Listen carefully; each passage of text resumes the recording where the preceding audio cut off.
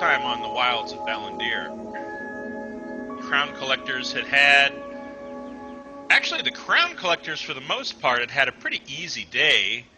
Hervish had taken Maeven out on a nice lunch, and the rest of the party had just been kind of chilling out. It's been like that for the past couple of days. A little slow. The events for the Ellington Classic hadn't really concerned you much. Except perhaps Maeven, who decimated in the hand-to-hand competition. She had taken home the trophy and the coin purse, and a promise to learn a new skill over some time with intensive training, of course, the monk way. And the rest of you had kind of tended to your own business. For the past 2 days now, Yuno had found I'm going to put something in the chat here. Had found a item through a contact of his. And had been regarding it as it is an incredibly unique item. It at first appears to be some sort of jewel with red veins of some material running through it, but with further inspection there is something deeper to it, and he just hasn't been able to really crack into what is this thing's deal. Koza, being the early rising nature hippie that he is, went out to meditate very, very early in the morning before the sun had risen. And you woke up early, or maybe you haven't been to sleep yet, regarding this stone. Just a lot of research. You've cracked open a few magic books and read some history on stones of this type and their magical properties, or if it's enchanted with anything. And that's kind of where we're at. You're bleary-eyed, you're tired. You know everything about this stone, how big it is, how much it weighs. But there's something else to it that you haven't really touched on yet. What would you like to do?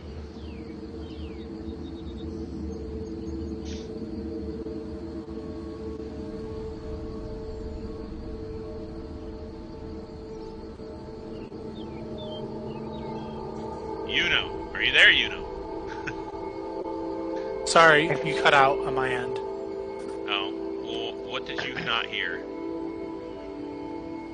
I heard and bleary-eyed. Woke up bleary-eyed. You're regarding this stone that you've been studying for a couple days now, and they're, like I said, you know everything about it, but you don't know really this secret something, this shell holding something inside that you can't really find yet, as you struggle to stay awake. I lick it to see if I can get to the candy center. It tastes a little salty. That's all you get. At least you didn't say make a con saving throw. Don't tempt fate. It's rather clean. Yuno has cleaned it both physically and magically a few times. So it just tastes a little salty, like perhaps the mineral itself has some kind of, sodium caloric quality to it.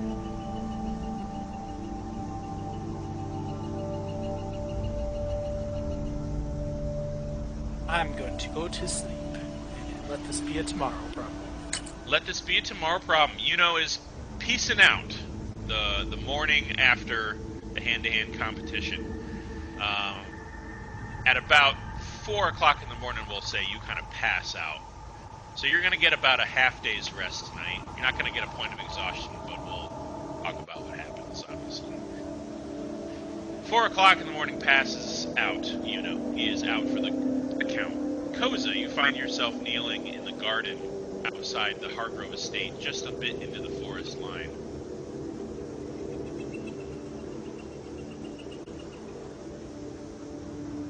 I will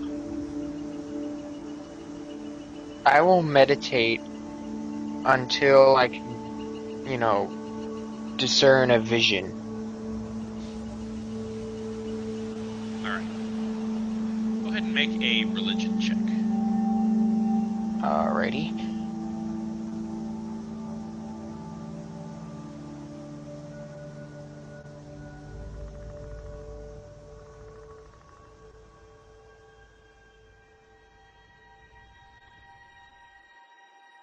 you close your eyes, the crispness in the air this morning, you can feel a crystallization in the air vapor, the water vapor in the air. It's getting crisp. We're heading into the middle of autumn, and you're a bit northern than you were when you were in Brackenshire or the Needle. So, bites a little as you kneel in the crisp grass with, leaves on the ground, surrounded by bushes and trees. The moon has gone down. The sun is preparing to rise, but you see as you open them, in the pale blue and purple light of the night sky itself, you see an upturned crescent moon. It glows very dimly. A bit dimmer than you would need dark vision for, but you can see it clearly. It says, you busy yourself with mortal concerns.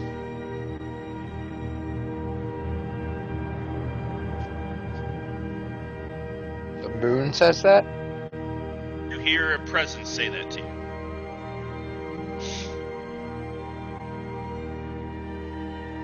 I guess it poses as a nice distraction.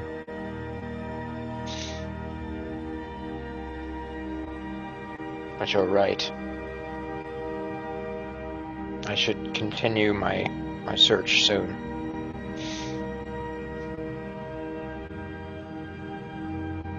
I'll get up and walk back into the estate quietly, because everyone's probably asleep. Yeah, you crunch on the grass that is starting to almost ready itself to be burnt off for the morning, and you feel like the presence of like a hand kind of stay your grasp, and you stop and step, and you turn, and there's nobody there. You don't feel anybody holding your hand, and you see the pale moon, and you hear it again say, "We live." Say that again, you cut out. You hear the moon whisper to you, "They live."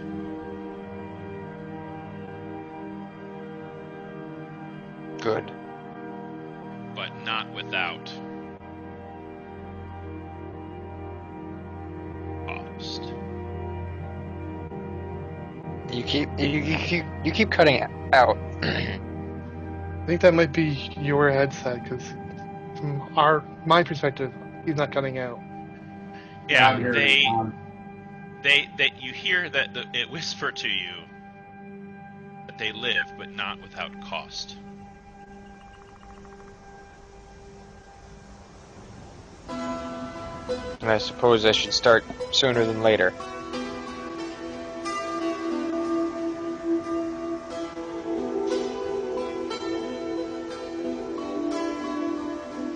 Where would you have me start?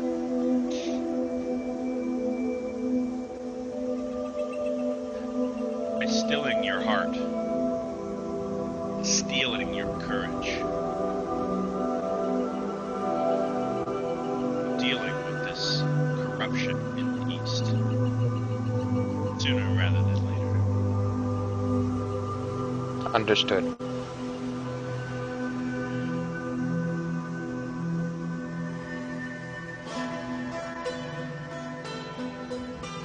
Axton, Mm-hmm. you awaken in the morning, about 7:30. You kind of are ready for your morning routine, and you hear sound of shuffling feet, but trying to be quiet within the halls of the Hargrove mansion. You hear the voices of the Mazirans as they're not skulking about. You wake up to the sound of several of them dragging luggage behind them, perhaps pouring themselves some refreshment, coffee, or the like in.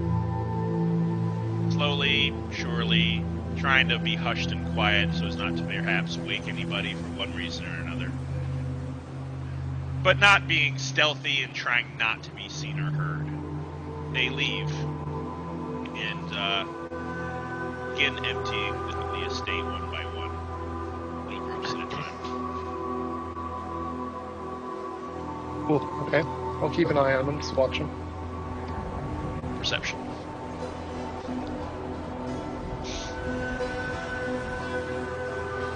Yeah. You rise. Do you don your armor this early? Just as a question. No, I'm not even going to wear my armor today. Yeah, you've been kind of keeping it on the down low and kind of robing it around the mansion in these, really nice silver and white and gold kind of these robes that have been given to you to use by the Hargrove estate. They've been actually pretty generous with what they give you guys and help you guys out with.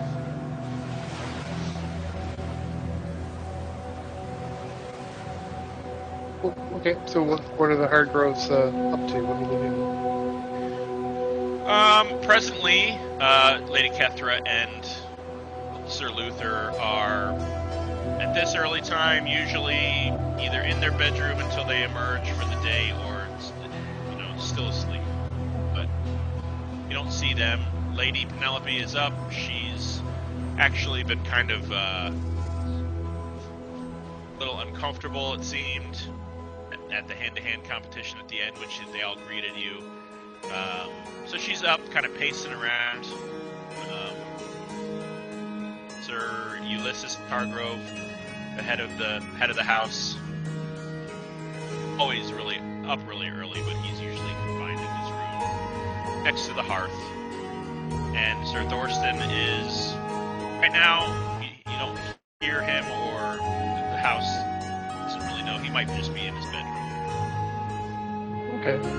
Well, I'll just get ready for the day and try to make my way down to the blacksmith again. Okay. Who are you seeing, Maggie? Yeah. Me and Maggie have been trying to work towards building my new full plate. Your new full plate? Out of, are you using that rare metal? Yeah, the palaceum.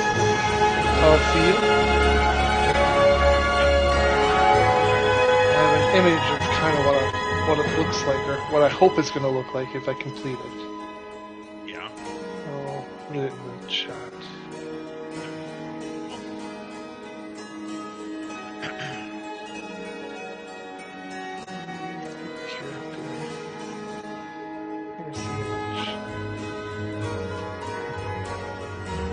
Processing.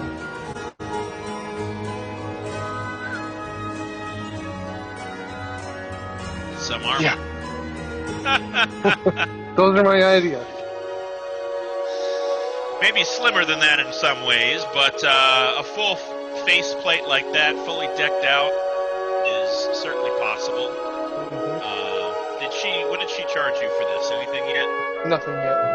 Yeah. Since you're bringing the material, you're getting a huge discount on the cost of armor, but unfortunately, while you made a rather nicely made it as far as strength katana, it didn't have the refinement that something like this would have, so it would definitely take a lot of input on the blacksmith side. And Maggie is certainly talented enough to create something like this. Yeah, I may not have like all the finishes, but it'll have like plates and whatnot. But yeah.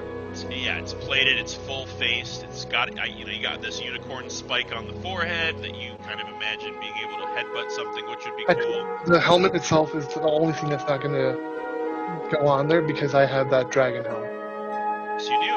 You can have a spike put on the dragon helm if you want to look like that, in a way. Maggie can work on magical items. It's not a big deal, especially just physical alterations. But Palacium is kind of a bit of a bronze, sort of a halfway between bronze and steel metal, but it is rather brilliant, and it requires use of a magical cloth, which Maggie has some magical equipment that she can work on stuff with. And one of this is this imbued cloth, and she can polish Palladium to almost a mirror finish. And she presents that idea with you, because it's the last step that she's made with this thing. It's going to cost 800 gold because for the work. You get a lot of that off because of the fact that you're bringing your own material. Oh, really? Because I paid already like 1,000 gold for the material, and I believe I was helping her make it. Okay. You've already paid then. Well, I think so, but I guess not. I thought I was going to be trying to do most of the work, or she was going to assist me, or maybe vice versa. I'll assist her. So, if you've paid 1,000, I'd say it's done. You didn't do that? I've already paid 1,000. Yeah. Oh, okay, fair enough. It's done. Oh. or no, it will be when it's finished. She's still got some plates to fabricate, but she wanted to fit some stuff with you. And you wanted to do a lot of the work, so go ahead and roll me a... Let's just start out with just a general strength check, or athletics, I guess. Okay, you don't want me to run like my smithing tools or nothing like that? Hey, you can add what? You get to add 1, right? I get to add 1 if I use my smithing tools, yeah. Yeah. Go for it. Where is it? Right here. Yeah, Boogie's not playing today. He's got drills. Which Well, I got fine. 20 total. 20 total. Okay. Maggie stands over your shoulder. She gives you some direction. You gotta make sure you press here while you're heating, and that helps you kind of create the sweeping when you're making the pauldron. So she's going through different ways to shape this metal. She does have to take over for some of the finer bits, but with a dirty 20 on a smithing tools roll, I'm going to say that you are able to craft this breastplate with these kind of interlaced plates that are really kind of elegant, but they also kind of click into place and are very, very strong in their construction. Great. Glad to hear. Yeah. She's got a little extra metal. She offers you a singular Palladium arm bracer if you're interested in wielding it. Sure. She kind of measures and cuts some leather and punches some holes and affixes a buckle and belt on the bottom of this Palladium plate. For your right, left arm, it's up to you. Okay, I'll probably make it on my left arm. Your left arm. Okay. Is there anything you'd like to do until like the lunch hour?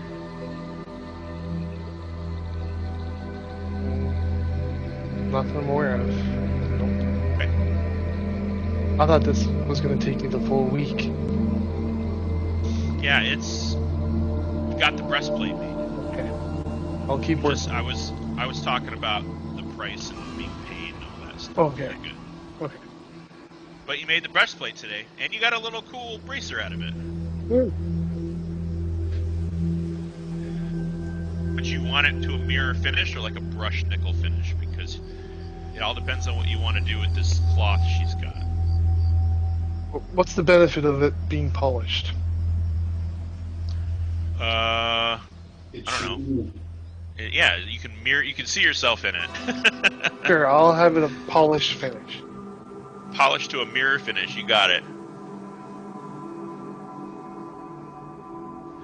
Helpful if you're ever finding a Medusa. I'm not sure what the material's providing me or what it's adding to the armor, but we'll see when it's done.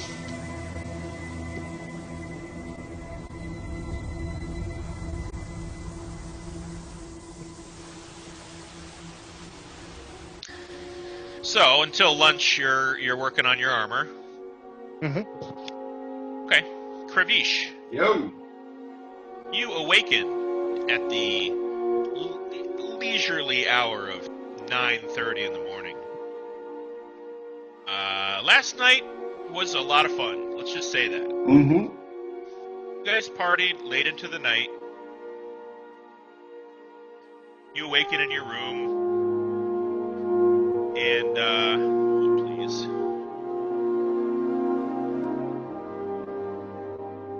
If you remember, Maeven had been called to see Rutha at the Temple of Pelor. Yeah. She made it at the end of the night when you guys all reconvened and hung out. She kind of even had suggested perhaps you would go along. And but this morning you awakened to the sound of shouting in the halls. Whoa, okie dokie. At this point in the morning, the house is a little emptier. There aren't nearly as many Hargrove relatives as there are Viziran relatives of Lady Kethra. Someone is having an argument, though, in the hallway adjacent from yours, so you kind of throw on your day clothes and dip around the corner, and you see a woman with long gray hair, elven ears, and pale skin shouting at one of the housing staff maids, as well as a younger blonde human who you recognize as what could have been a niece of the elderly Ulysses Hargrove. Mm-hmm. Kind of shouting at the housing staff between each other, and you know, you hear one of them, the elven woman. So, where is it? The blonde woman says, I don't know what you're talking about, Miss Siren. Pale elven woman's eyes widen, and she looks as if she's going to leap onto the other. And the maid says, Please, my ladies, peace among you. Ah, Master Kravish, perhaps you can help. Certainly, I will endeavor to do my best. What seems to be the problem? Oh, perfect. The resident bard. Just what we need. Tell me, what services could a musician provide in the aspect of finding lost property? I have 2 sets of eyes, a perfectly functioning brain. That remains to be seen, Dragonborn. And good morning to you too. Well, truth is that Layla Hargrove here has stolen my necklace, and you hear the blonde woman say, That is ridiculous. I have not stolen your property. What makes you think that it was stolen?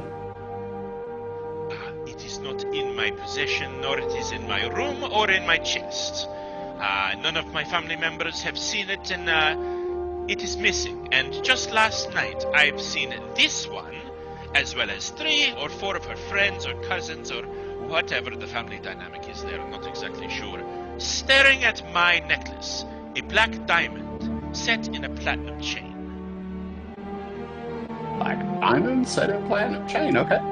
And if there were several people looking at it, what makes you think it is this one here in particular?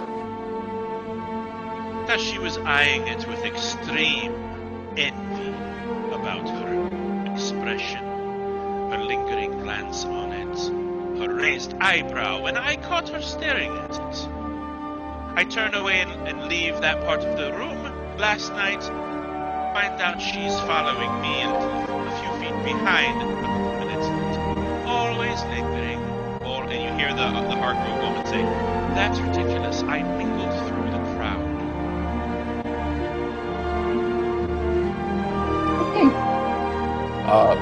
Lady Harper, what is your side of the events? She's described her side, what was going on from your perspective.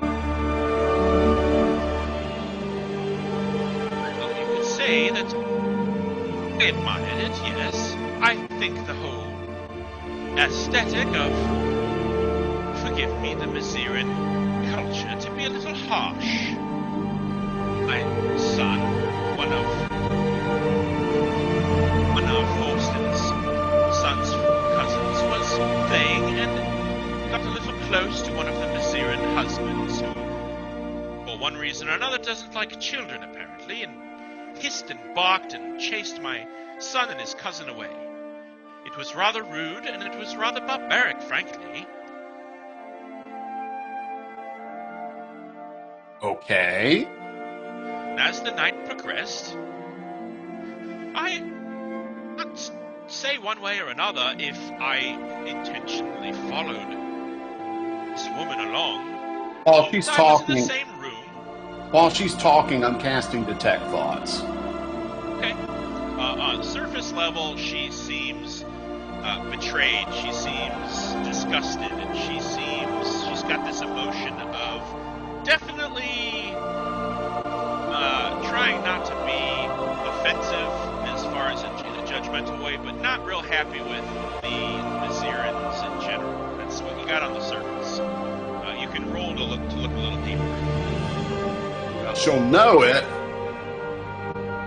If she fails her wisdom. Your choice. Okay. Oh, it says here, either way, the target knows you're probing into its mind. Well, I'm gonna have her run. She's distracted with her argument. Okay. She got a So, natural 6. okay, so she failed her wisdom save because it's DC 15. She's got a wisdom of 16, but that's still a failure. Mm-hmm. Okay, so So we're yeah, she's not super happy, but you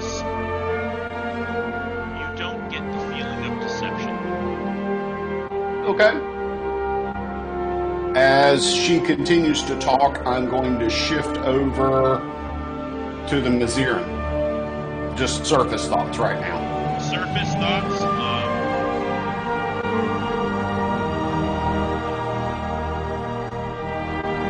Surface thoughts are that of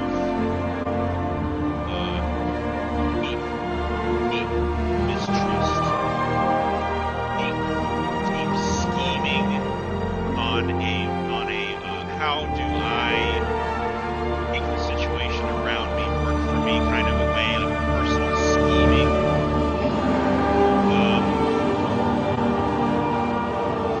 And a deep level of foreign priorities that you have never experienced before. You come from where you come from. You're used to those people's morals and drive and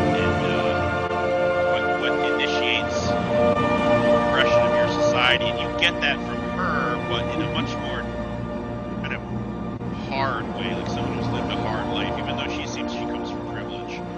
Just seems like something in the people that are kind of driven by a different set of priorities than what you recognize. And also, no real deception in this instance. She's staring daggers at this woman and means it. You get the feeling that she also would kill this woman if it gets to that that level. Okay. And the housemaid? The housemaid. Oh man, everyone's rolling low today. The housemaid is confused, panicking to try to get hold of the situation.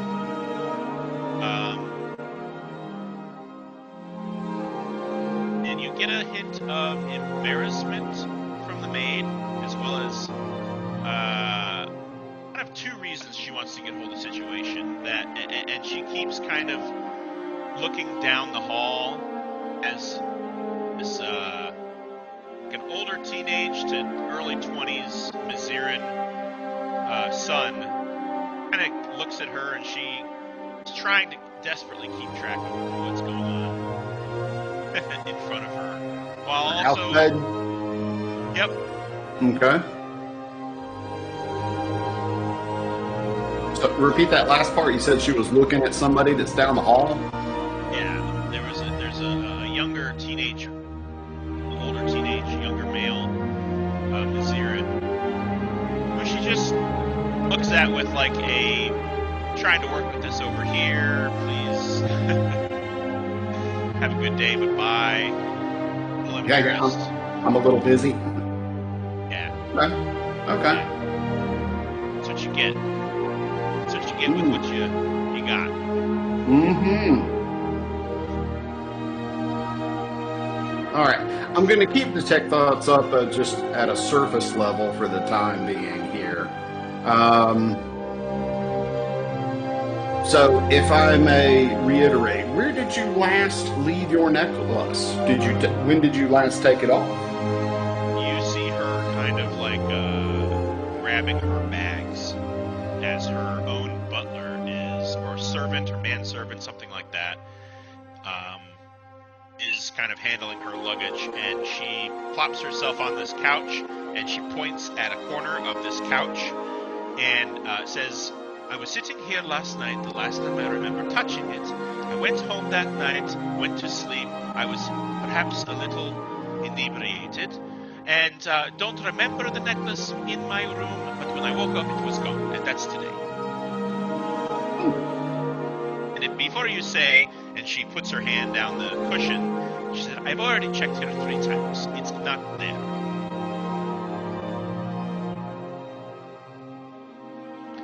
Okay. Okay, so what do you have to say, Dragonborn? Was anyone else here in the room with you? Do you recall? Of course, there were many people. My husband, our son. There were all the Hargroves from last night. There were about 15 of us still in the house later in the hours. So I don't know.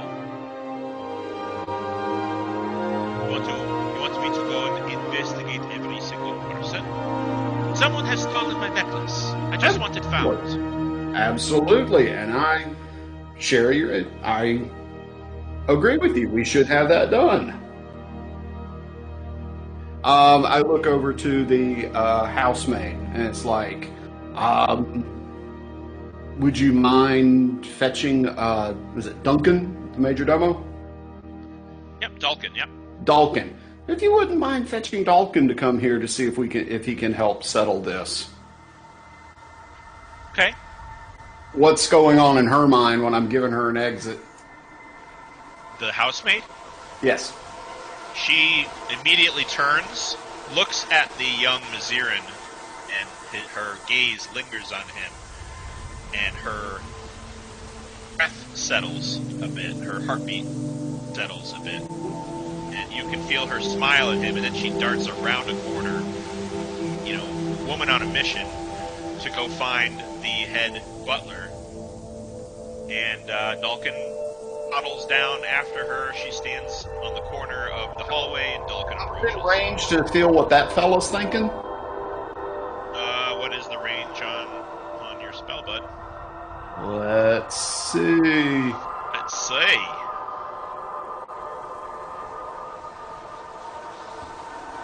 Any one creature you can see within 30 feet. 30 feet? That's pretty far. I'd say, yeah, the hallway is about 30 feet, so... What's brewing in here, then? He's just trying to be super stealthy. And he's flustered, and he's... I don't know, happy. There's a delight, and his heartbeat is crazy right now. Okay. And the closer she gets, the more his heart beats. And as she departs around the corner, he takes a long breath and drags his luggage down the hall. Okay. So we got Dalkin. All right, and so I will take the opportunity to explain the situation as it's been presented to me. Yes. First information. Strange business, this. Yes, and I believe the both of you. All right, say that again. I turn to both ladies and I say, it's like, and I believe the both of you. And they kind of look at each other, and they kind of look at you like, okay, what does that mean? Well, I honestly believe that Lady Hargrove here is making no effort to deceive either of us. I believe that what she says is the truth. Where is my necklace? If not this Lady Hargrove, then which Lady Hargrove? There's 20,000 of them in this house. It's ridiculous. And you see the Layla Hargrove kind of snap back at her. No, if I've seen anyone with way too many cousins, it's you. Ladies, let's try to keep this focused on the matter at hand. Let's not let this devolve into a shouting match. We've had such happy engagement here over the past few days. Let's not let it end on such a sour note. This moment, Maeven kind of enters into the hallway and just sort of crosses her arms and crosses her feet and leans on the hall, just kind of about 3 feet behind you, and you kind of feel her just kind of lean up against the wall watching from behind. Right. The two ladies see Maeven show up, and they look at each other, look at you, and stop shouting at each other. That's for sure. As Dalkin is trying to talk to both ladies, I just kind of turned to the housemaid, and I was like, "So, who's your new friend back there?" What new friend? The one that you couldn't stop staring at. That was down the hall just a few minutes ago. The young Nazirin. That's Vincent. Ah. And Ray tell who is Vincent? Oh, you know, highborn, noble son. It's nice. And we talked a little last night, after the festivities had begun to die down. Do you think he... Will you? Sure. Do you think he may have any information to share on these events? As far as the stolen necklace? Mm-hmm. I wouldn't know. I would know, however, that he didn't steal it. Do you have this on good personal account? She leans in real close. Best. All right.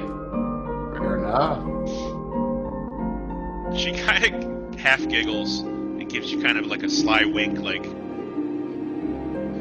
all right. Yeah, we know what's up.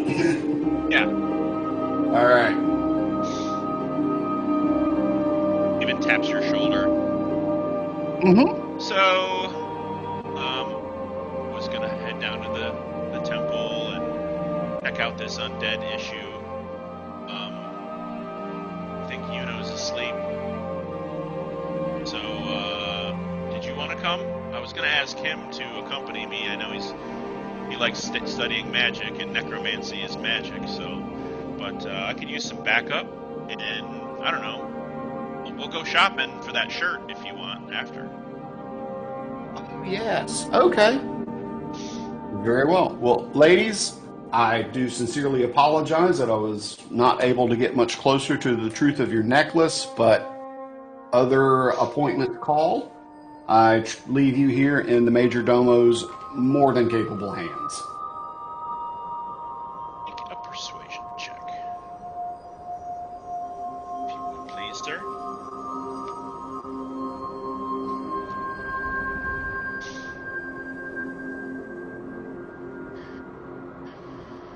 Pretty good. Pretty good. Okay. They sort of look at you, and you see the Maziran woman snarl under her breath. She's missing a giant diamond necklace. I'd be pissed too. Yeah. The house begins to further empties until the lunch hour.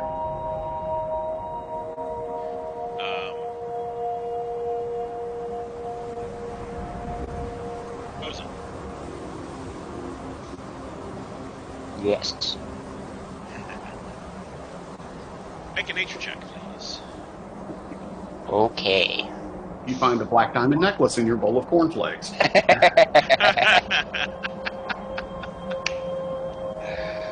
23. Can I play in your campaign? Man, the box said prize inside, but dang. Really getting my money's Prize worth. is good. Yeah.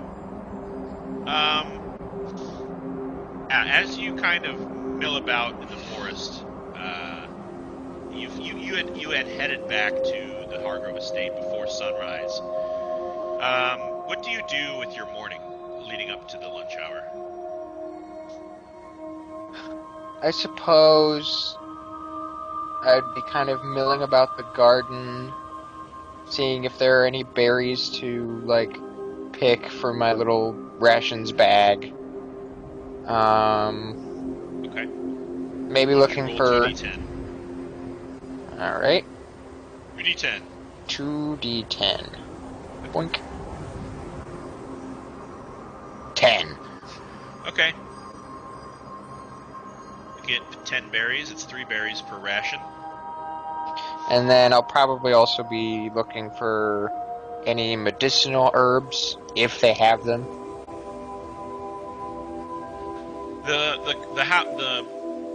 The grounds have sort of a wild section to it. It's not a huge estate. It is within the city limits of Dane, so it's about half an acre, really, of space. It does have a pretty sweet lawn, as do most of the noble houses in the confines of the city. But it does have a wild section, and that's where you kind of congregate before, because the Hargrove estate does butt up against the back wall, the northern wall of Dane itself. There's a few structures and buildings between you, where the Hargrove estate is, and the outer wall, but for the most part, it's just a quick walk to the outer territories of Dane and the forests beyond. That's kind of where you've been at. But on your way in, just kind of milling about the property and the garden, you've got this itchy feeling about you.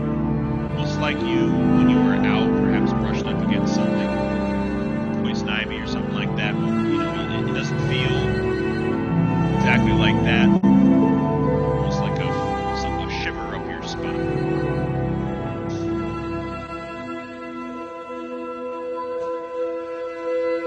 Do I get the sense that this is like a spiritual cause, or is this just, like you said, a plant? It's a Carolina.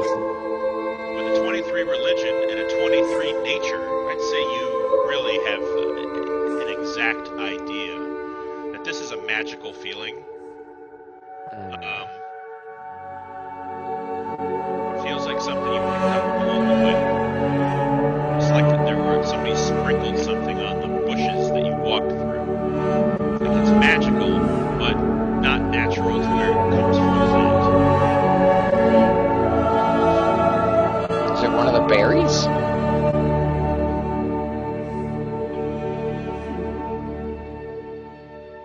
Lick one and find out. It worked for you, now. Oh, right, it didn't work for you. Can I make an insight check on one of the berries? Yeah. Sure. As you regard, if you believe the berry. Go ahead. No, I was just joking. Okay. I actually... I'll eat one of the berries and see what happens. You had all your hit points, but you would have gained 1. Cool. It's tart. It's not ripe quite yet. It's a little stiff. But you're a furball. You eat berries all the time. You can tolerate that. No problem. And if you put it in a paper bag and set it on a windowsill, they'll ripen up.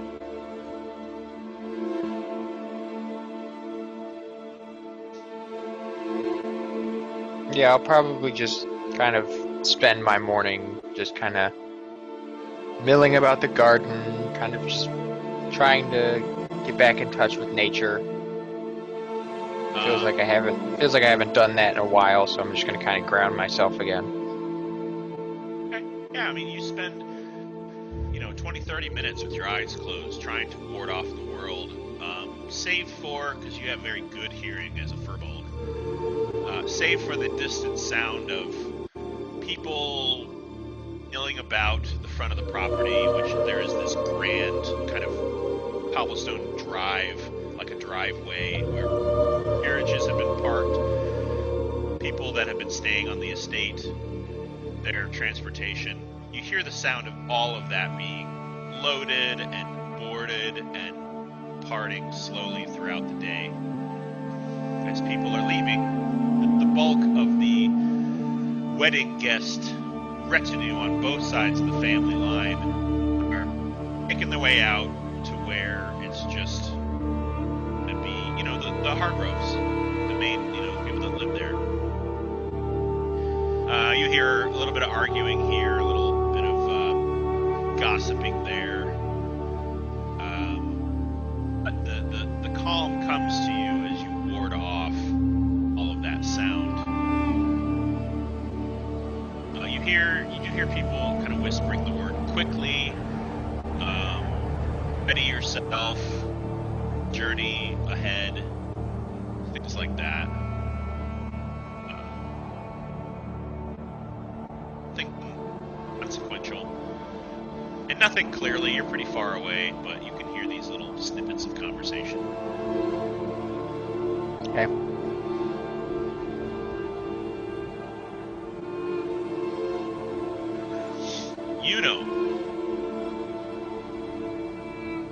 Mr. Uno. Yes? Alright, about 4 hours later, it's about 11 in the morning, you awaken. You feel rested.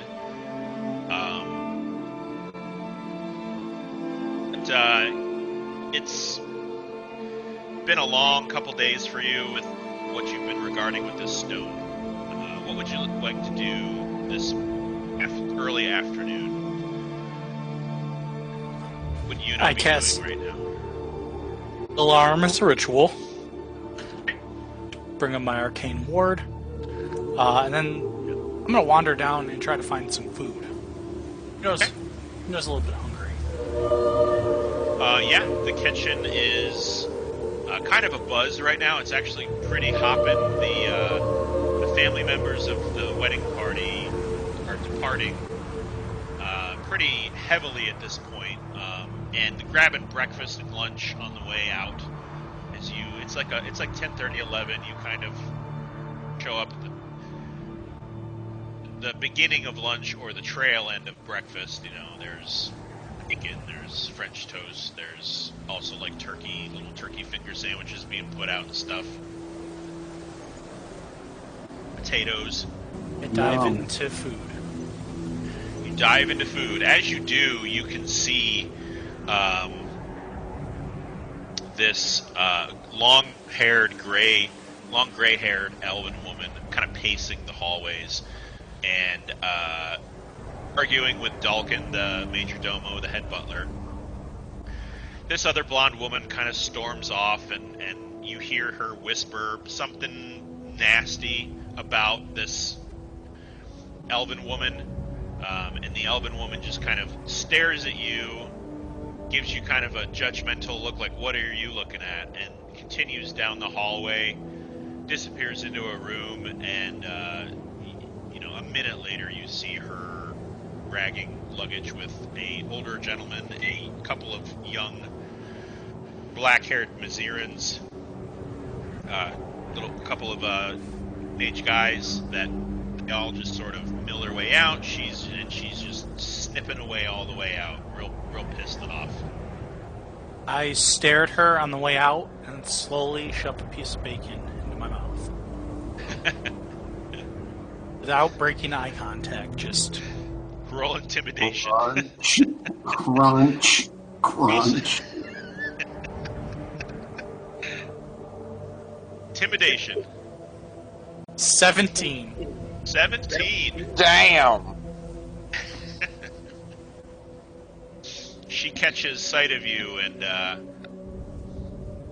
she doesn't break her stride, but she lingers on your gaze for about half a second longer than you'd think she would have. bacon is little overcooked, but you don't seem to mind that. Burn.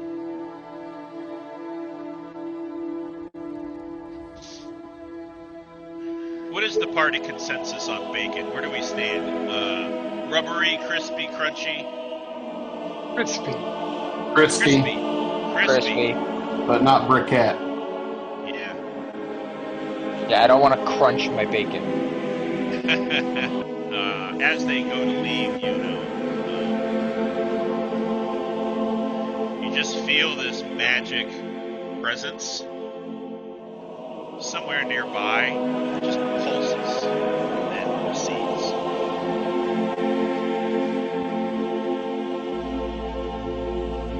Cast detect magic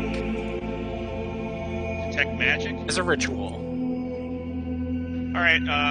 Everything the things that you're carrying pop up immediately as these little bright spots. You're able to look past them, and there are items strewn about the place that carry one enchantment or another. There's a sword behind a crest above one of the hearths. There's people leaving.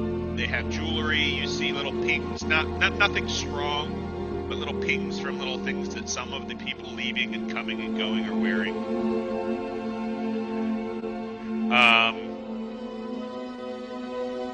There's a magical residue somewhere on the second level that you detect. If you give me 1 second.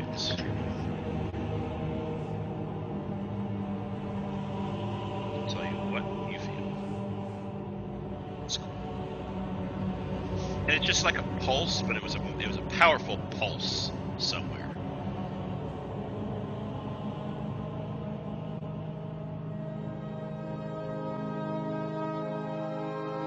Ping. Yep. That's right. You feel it. Yeah, you feel a conjuration energy above you. Something perhaps appeared or disappeared.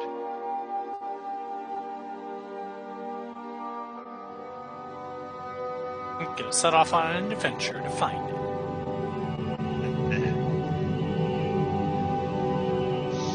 Going upstairs? Yep. Alright. You feel the residue start to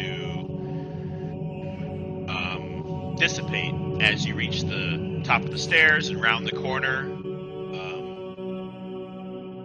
By the time you get up there, where it was, you remember, but the residue is gone. Some sort of conjuration spell was cast right here. That's all you know. Give me a perception roll, though.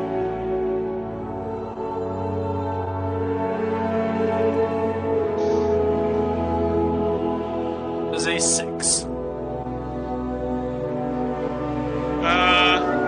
Yeah, you don't really see much out of the ordinary. Everything up here seems pretty copacetic. You do have detect magic up.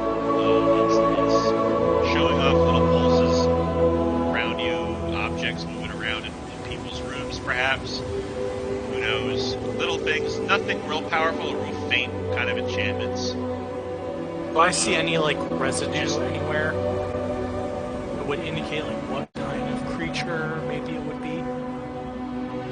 Make an Arcana check.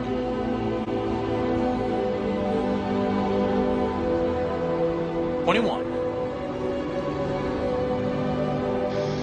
You see sort of a ring or a line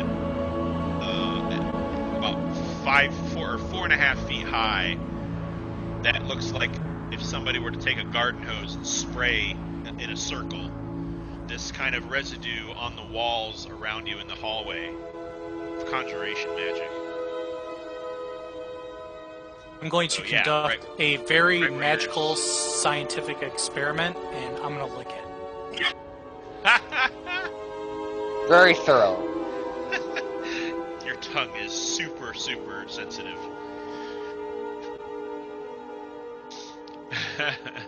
I want to try to discern the ingredient or what kind of creature was summoned. you taste like a talcum powder taste, like a talcum, like a chalky taste. And you also feel like the grit, this glittery substance, sort of pasted in a circle around you. And you taste conjuration residue. It tastes like burnt steak. We'll say that. I know that flavor. It tastes like outer space. Raz. I'm gonna stomp off because now I'm mad. My super scientific method did not work. What did you expect to find? I was very upset that his foolproof plan did not work. Oh, you're a bit distracted. Because as you leave your room to go investigate the feeling you have now, investigate the detection that you are investigating, leave that stone in your room, and as soon as you get back, you feel much more relaxed. The tension in your shoulders dissipates.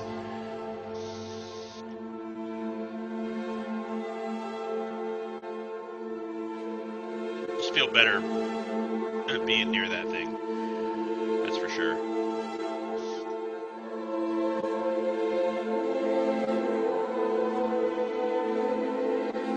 I'm going to take it to the temple to see if it's possessed. Okay. All right. Well, let's do this. Kravish, Yo. as you and Maeven approach the front steps to the temple, you see Yuno is about 20 feet behind you. He approaches, holding something in a leather pouch. And he has one of his wands out, we'll say. Well, hey, what brings you out this way? Stone is making me feel all sorts of weird kind of ways, and I don't like it. So I want to have it taken a peek at, so we don't have another at-gear situation on our hand. A wise move. Tried that's licking smart. it, but my scientific method. Oh my god, he licked it. Yeah. Don't lick things. It's not a very conclusive form of study, and will put you in the path of things that ought not be licked. Here's another important thing I learned as a kid.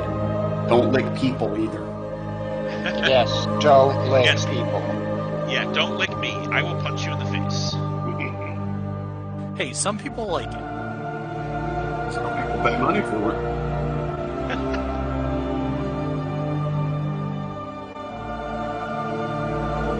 So, the temple doors part. You see you see Deacon Willem, the gnomish, elderly, bald cleric or priest of some kind, and they kind of surround you with about 3 or 4 acolytes and monks who kind of tend to what you need. You're presented with a pair of white-robed clerics. One looks to be kind of like a quarter orc. He's rather tall and broad-chested, but he's got very small protrusions under his lip that barely show. Yellow eyes, but they're round irised. And Ravish and Maeven, Yeah. you're brought to the second floor, the second basement, underneath where you fought Balak, sort of an underchamber, where there is a laboratory, a couple of work tables, a large section of what look like dungeon cells, and racks and implements and that look like mostly for crafting things. There's what looks like an underforge down here. Somebody can make manacles or something like that. There's several strips of scrap metal. And a cage there are a few people gathered. This is weird. They see you. There are people coming and going. One every 20, 30 seconds. Someone will show up. They'll mill around. Someone else will leave. They see you. They don't seem to be bothered that you're there, especially that you're being led by Deacon Wolfram. And approach the cage that everyone is gathered behind. And there is a snarling sound. You see several monks kind of poised with quarterstaffs and spears.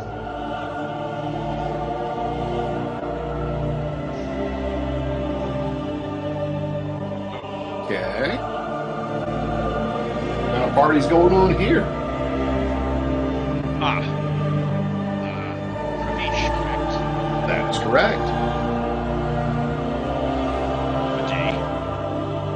And you look over her shoulder as she readies the quarterstaff and see this. Well, I'll take reflexively a hop back. Okay. Yeah, you're about 4 feet from its grasp already, but it's startling and jarring, to say the least. This is the closest you've been where you don't have to ready a weapon. It's a little unsettling, and Anthem's Edge kind of like, you feel your hand go to it, and you kind of feel Anthem's Edge calm a little, like, oh, hold me. Yeah, we're both kind of huddled up against each other, like Shag and Scooby. Yep. All right. And you hear Grutha speak to Maeven. And Maeven, by the way, is staring daggers at this thing, both in a confused and steadfast and, resolving way. Like, confused because maybe not quite understanding what she's looking at, but she needs to, as this represents a gross perversion of her religion, of course. Mm-hmm. Pelorian monk. And Grutha kind of approaches within about a foot of its grasp as it's reaching out with these jagged, cut, broken fingernails. It's not fresh zombie. It's got no nose. Its face is decaying. Its clothes, while are not rotted off, are definitely lackluster, long, dirty, dusty, falling apart at the edges. Grutha kind of approaches, just staring straight at it with this thing reaching towards her. This is the one we brought back with us. It is an undead abomination, stripped from its army ranks from the Needle's invasion. So these are the things that invade? Oh, well, I'm not privy to that. That was what Maeven was told. I'm not privy to that. Yeah, we'll say Maeven fills you in over the next minute or two over the fact that Needle, which is a outpost, a fortress, tall fortress structure, surrounded by a small village, at the farthest southeastern corner of the Empire's influence, that had been sacked and completely overrun by the undead. News had reached Brackenshire, which reached Dane, and if news reached them, then there were survivors. Not many. Yeesh. Not many to speak of. And the clerics and the wizards and the force that had arrived to defend the Needle, they were able to capture one of these soldiers and teleport out.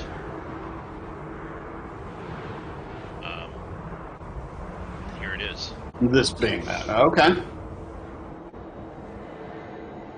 Where did they come from?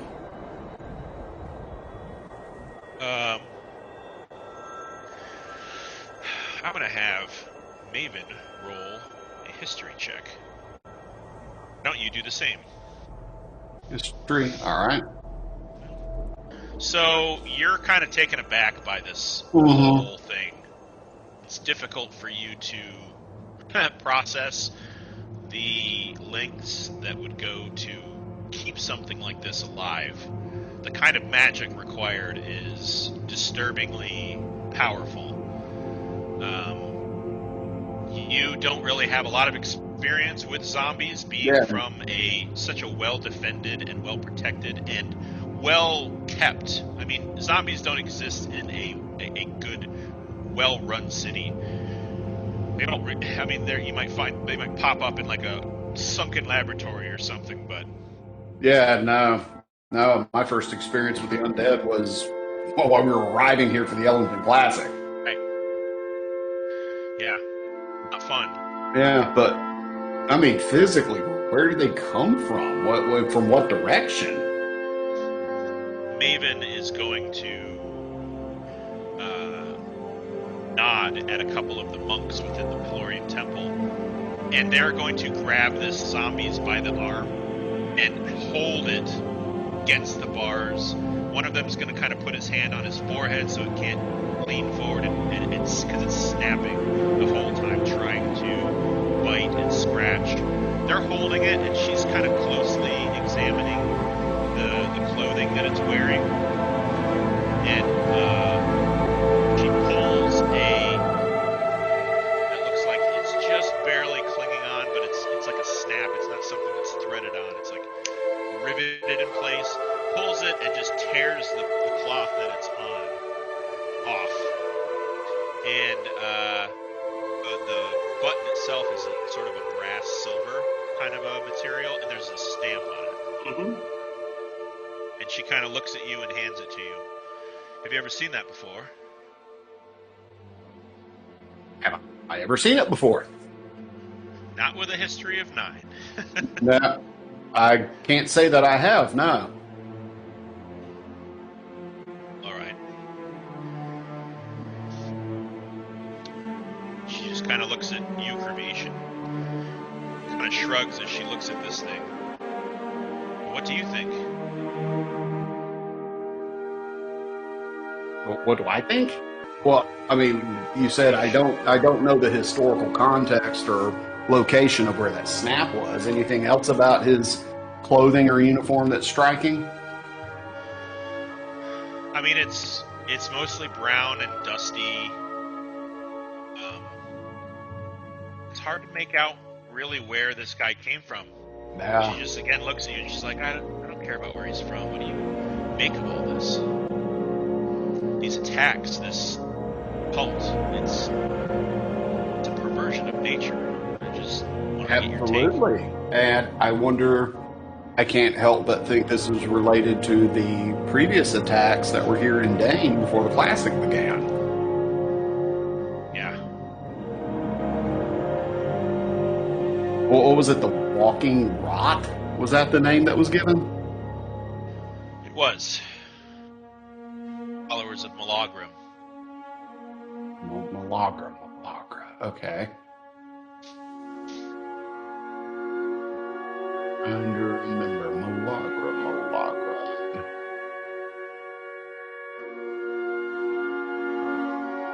Help me out here. I know that was discussed, but Yeah, you'll remember that he was described as a demi-deity from the First Age. He was a champion warrior turned kind of demonic prince kind of thing, and he faded into obscurity along with a cult that followed him. They have some weird prophetic kind of story where if they convert enough people to undead, it will send energy to a gate under a hidden city and release this Malagrim. It's been like literally thousands of years since this all happened, and it's all kind of faded into obscurity. But this Walking Rot cult has been launching some, if you consider them successful attacks. I mean, all the undead are always killed, but they do take down quite a few people in the process. So, you gotta It's just been a harassing thing. There's been about a half a dozen attacks So throughout they're the eastern part of the realm. so they're gathering souls for their demonic master. All right. Well, that's not good. What can we do to help stop this?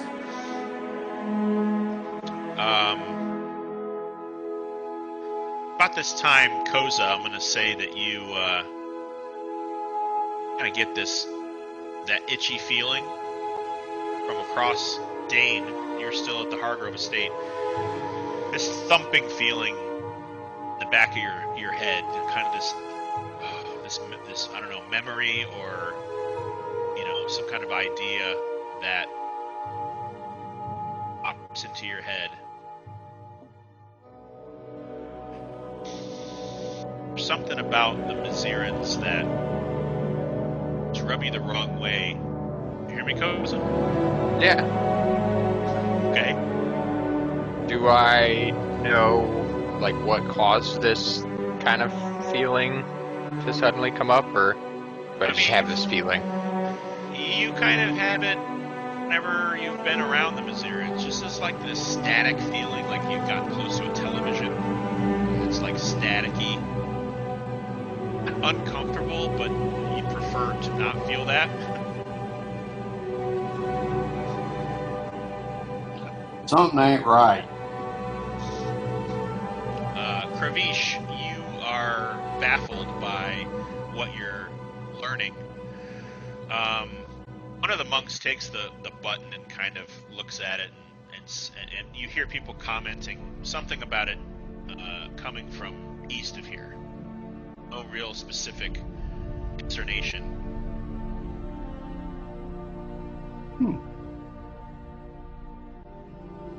Does this look similar to anything that I've seen here recently, like, say, the Mazirians or anything like that? No. No. Okay. No. So It doesn't look ancient, just dirty. Just really dirty, but it doesn't look like any insignia or crest that I saw on any of the Maziran jackets. No, you've seen, and you've been paying attention because you like the way people dress when they dress fly, and the Mazirans do dress fly. Let me tell you what. You noticed a lot of crests that have a lot to do with creature-based kind of insignias or symbols. Like you see something that looks kind of like a kraken, another one that kind of looks like a claw, like a turtle claw, almost like a wide turtle claw. There's another one that looks like a bear. There's also ones that look like castle towers, and some of the more elaborate ones are a little tough to read. You imagine they're probably some kind of filigree covered insignia logo of some kind. So this is an eagle astride an anchor. It's some kind of brass or bronze or something like that. Okay. So I would suspect then this is probably something naval in origin then, with the anchor.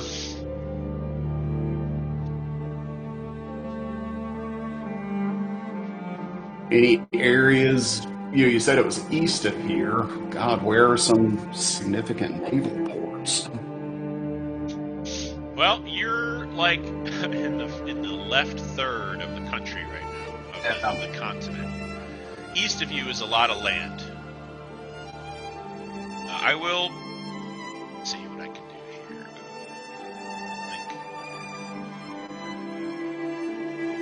I think I posted Yeah, I got the map. the map. Yeah. Yeah, we are kind of landlocked right here, so we kind of feel pretty good that this guy ain't from around here.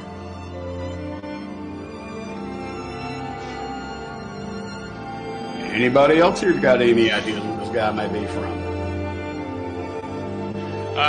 Yeah, you stand around long enough to the point where they are, they've like kind of shoved the zombie away, and they're keeping it at bay with long poles. wall. They go in, they shackle it to the wall of this cell, they shackle its legs, and they bind its mouth, they gag it. So it's really just kind of standing there and twitching its head and wriggling its wrists and, not really making much noise because it's like an alligator. You can hold it shut. It's when it tries to bite down that it's pretty powerful. Right. And people are just kind of studying it. There's, you see people sort of holding their hands up, their eyes glowing blue under their eyelids as it looks like they're kind of magically studying it in some way. You hear them whisper, beyond the Tusk Peaks.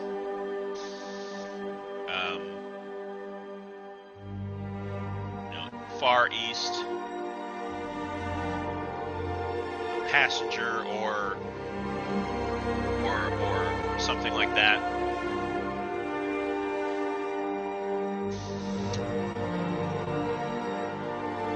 So they're discerning that this guy is from far east of here.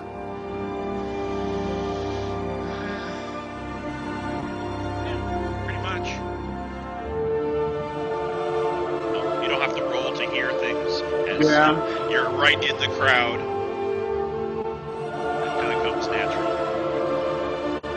Was there any report from any survivors what direction the attack came from at the needle? Did they come from the north, south? The people that are here that arrived from the needle arrived while the situation had already been going on. They heard from the south and from the east. All of them, like I said, they heard that. But by the time that they had a chance to hear anything, they had to get into gear and grab this guy and get out of here. Okay. They assure you, as you brought them, that people that he was talking to that said that.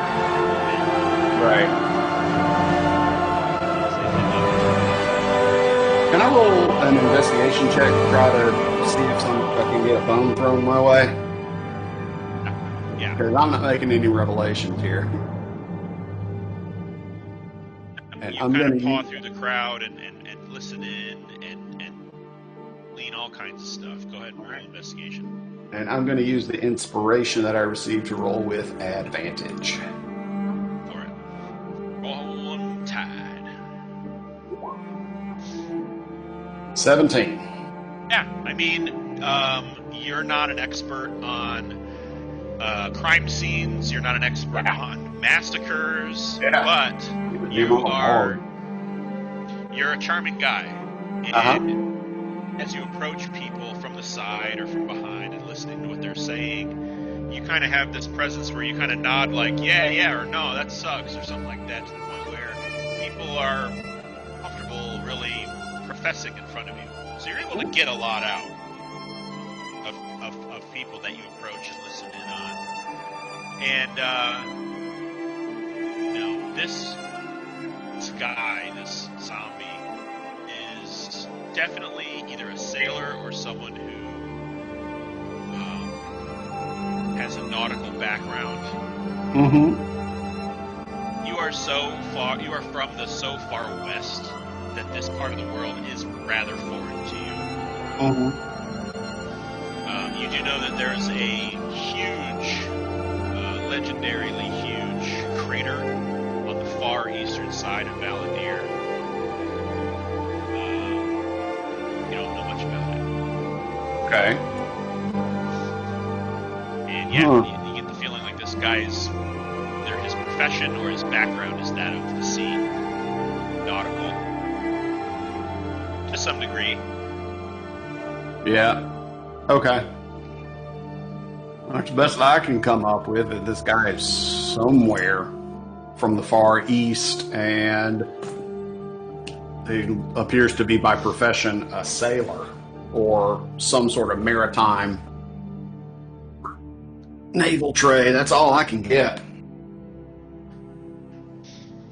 Do you suggest that the disease he's riddled with is seafaring? Asks Maeven. It would be too early for me to make any kind of conjecture from that. I mean, Maven, I have to admit, I am way out of my element. I'm a traveling bard. I'm a storyteller. I'm not an investigator or an inquisitor. She just got a natural 20 on her religion check that she just made. And she kind of looks and puts a hand on your shoulder and gives you kind of a relentless. I mean, yeah, that's fair, but she just lets you know it's good to have you here. And she looks over your shoulder and cocks her head a little as she looks at the zombie, and there is what looks like a kind of a torn pocket on this thing. It's like a leather cuirass, and there's like a torn pocket, and you see some sort of piece of parchment sticking out of this pocket. As she looks at it, you look at it too.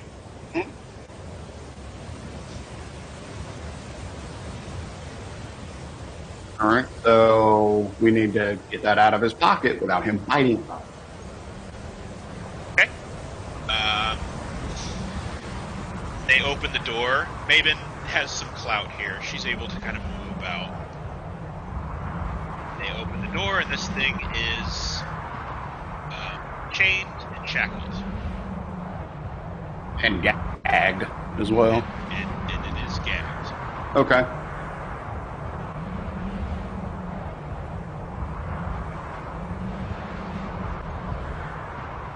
She kind of looks at you like, well, you got this, or you want me to grab it?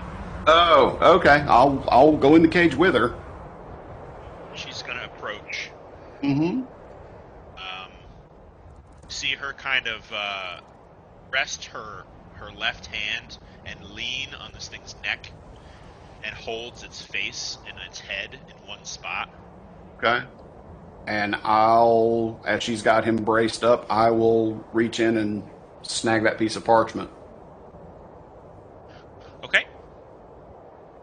It's rather soiled, and you unfold it, and it's an eye. Like an actual eyeball? Nope, it's a drawing. Okay. Looks like this. That's hard to tell. Hold on, I think I put that. It's hard to really discern anything other than the paper is filthy and folded and whooshed and wrinkled. Does that represent any kind of iconography either of us would remember? No. I gotta count that 9 history still, so I would say you don't recognize it. Okay. It doesn't look very well drawn. You have an art background, and it just looks like a scribble. I'm gonna make a religion check to see if it accounts for any special iconography. Yeah, go ahead. You recollect back in your time as an adolescent in school, learning about different cultures and things like that. 18. And you have a very, very bordering on inconsistent recollection of different faraway religions. Mm-hmm. And different thieves' cants within those religions, because some religions are shady. Right. And this definitely looks like some kind of communication instead of like a symbol of something, but you don't know what it means. Okay. You're kind of accumulating mysterious I'm getting like iconography. I'm getting disparate bits and pieces, but I can't. I'm really having difficulty, weaving it all together. Yeah. This does not look like the symbol that you found at Stonehelm Keep. This is for some reason or other, just looks like a different art style. Uh-huh. It's sort of a detailed eye, whereas before it was just like some scrawled lines in a shape. Yeah. So very much intended to tell something with that degree of detail. Um, mm, the degree of detail in the large part of the eye, does it represent something? Does it look like a map? It's for the best of your ability. I mean, you're pretty good at recognizing patterns in the chaos, and an eye is no exception. So it looks doesn't look like it's definitely not like a perfectly round circle for the shape of the eye, but it definitely looks like it was meant to. It doesn't look like there's any kind of resemblance to like a teardrop or the outline of a landmass that you recognize or anything like that. It just looks like an eye that was drawn. Okay, so the blue in blue context, that is not forming any kind of recognizable shape or landmass or map or anything like that. I mean, with an 18, it looks like it. I mean, in a certain light, it could be construed as the planet because it's round. The background blue of the background kind of looks like space, I guess. This is what you're kind of discerning from it. But it doesn't represent anything particularly, like aha to you. It's very um, Okay. generic looking eye. It just happens to be blue with a Okay. white iris and things. We'll come out of the cage and we'll show it to the deacon. It's like, does this mean anything to you? Me, regrettably, I have very little knowledge of the East. I was born on the West Coast. As we were forward this, may I maybe take it? Do we have anybody here with some experience in Eastern religions or cultures? Well, that's who will bring it to, of course. All right. Wish to accompany the process, the investigation, Mr. Kramish. What, you mean go with you to the east? No, to those that we know here in the temple who know something of the East, of course. Not going to the East. Yeah, that's fine. I got room on my calendar for that kind of travel. All right, follow me. And you and Maeven will follow Deacon Wilfram to the kind of first floor of the temple.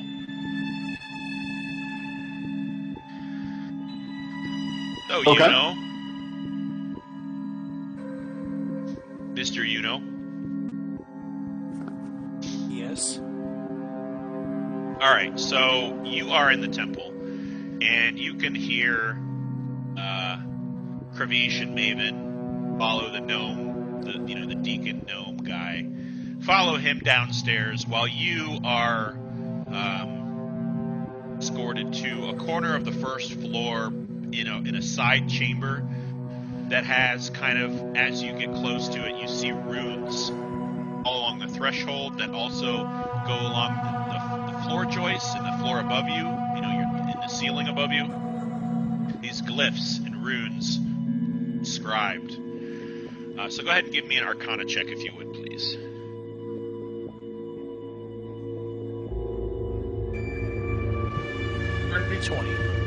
Pretty 20. Nice.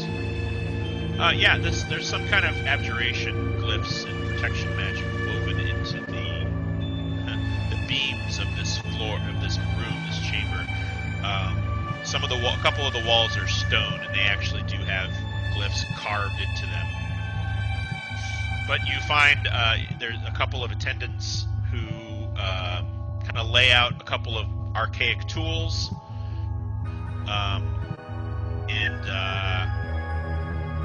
and they kind of set up a little examination area for you as you are presented with space and time to examine this stone.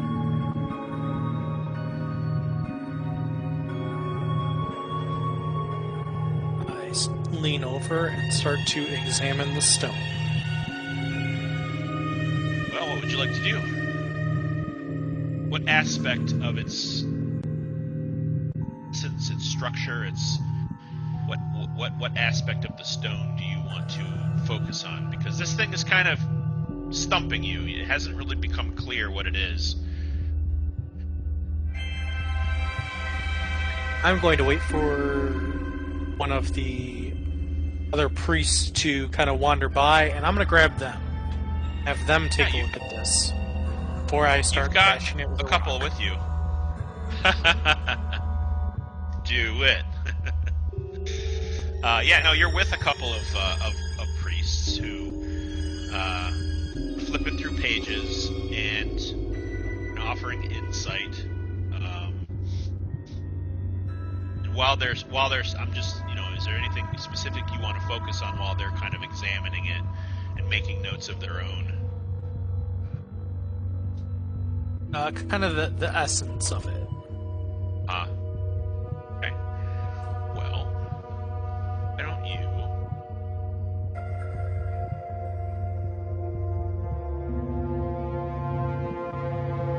What have you rolled for me already? Perception, Arcana. There's something about the red veins running through it that interests you. They glow very dimly, very, very dimly, almost imperceptibly, in a weird, very slow and non-rhythmic fashion, very kind of unsteady and erratic. So, you look at that part of the stone, you get this warm, uncomfortable, sweaty feeling. So, if you would go ahead and roll a religion check, as this thing is giving you sort of a paranormal, creepy vibe.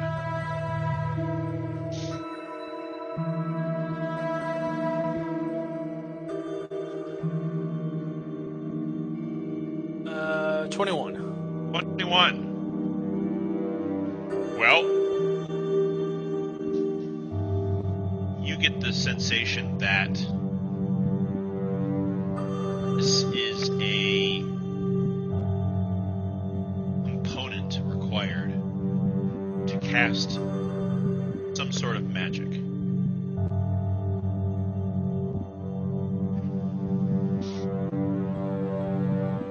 And the magic, you're not sure what school it's from, does not feel friendly. You know how some evocation spells can be destructive, or you can do other things with them. This feels like it leaves behind a negative residue when it's done with its effect. I grab it in my hand and try to summon zombies. Close your eyes, and as you grip the stone, your hand feels like it's gripping the handle of a sword. It kind of conforms to your hand, but you open it and it's still just an oval stone. But that's kind of how it feels. It feels good in the hand. And you open your eyes and there's nobody else in the room. You and the priests are kind of looking at each other and looking at you like, what's he doing? That's it. I'm going to put the stone down now. So the priest approaches you and has this kind of metal implement with a almost like a dentist's pick at the end of it, and he dips it in a like an inkwell, but it's like an orange color, and it coats the tip of it, and they touch it, and it surrounds it with this mist cloud that then fades away, and they're sort of doing these little experiments on it and testing its quality. And I can tell you this, it's definitely some form of summoning magic. It is unclear what it summons. It is wholly unclear what else is required, as this is definitely not the only thing needed to complete this ritual.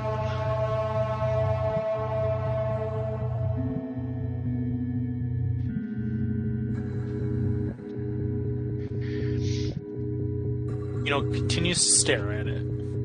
Well, what conclusions have you drawn from it, Mr. Yuno? It doesn't It's salty feel tasting. friendly. And it has a salty taste. Ah, you've licked it, I take it? It is the basis of magical experimentation.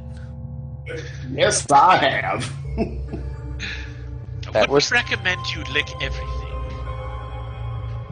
Only stuff that's magical. That can only go well. Well, I think the fact that it's salty would definitely tell us that it is possibly volcanic in nature. So typically, rocks that come from a primordial sort of area of the landscape, possibly even from a caldera deposit site, can be rather salty. Interesting. There are no active volcanoes in all of Valandiir, except perhaps somewhere in the far east, the Tusk Peaks region. I've heard of volcanic activity, but I've never encountered it here myself.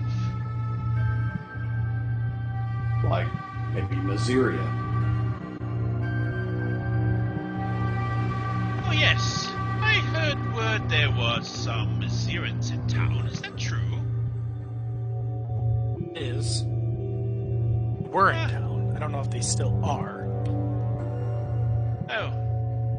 I do rather think I would have liked to talk to them. Anything else you want to do, This stone, specifically? Put it in the bag of holding. Alright. Pretty assed out. You got some sleep, but you're, kind of dirty too. Like you didn't, you were up kind of all night staring at this stupid rock. That you've learned a little bit of information about it, but nothing circumstantial or conclusive, obviously. But yeah, it's about 2:00 in the afternoon. You're feeling pretty. Looking forward to kind of an easy night.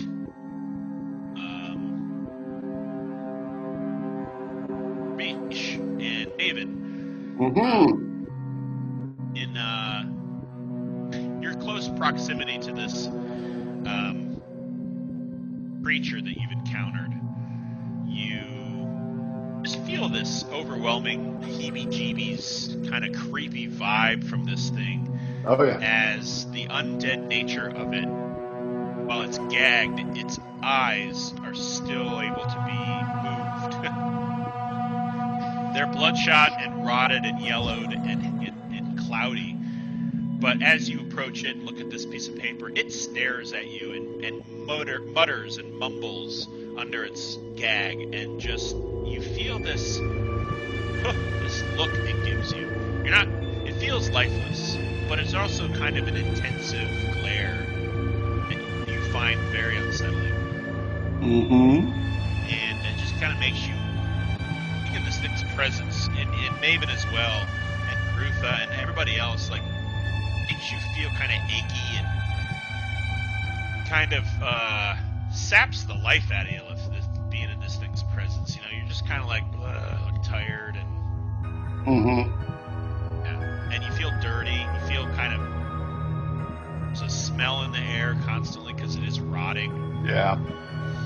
And you see Maeven kind of give you a look like you're ready to go. Like, I think we've definitely learned some stuff about it. Yeah. I'm good to get out of here at any moment.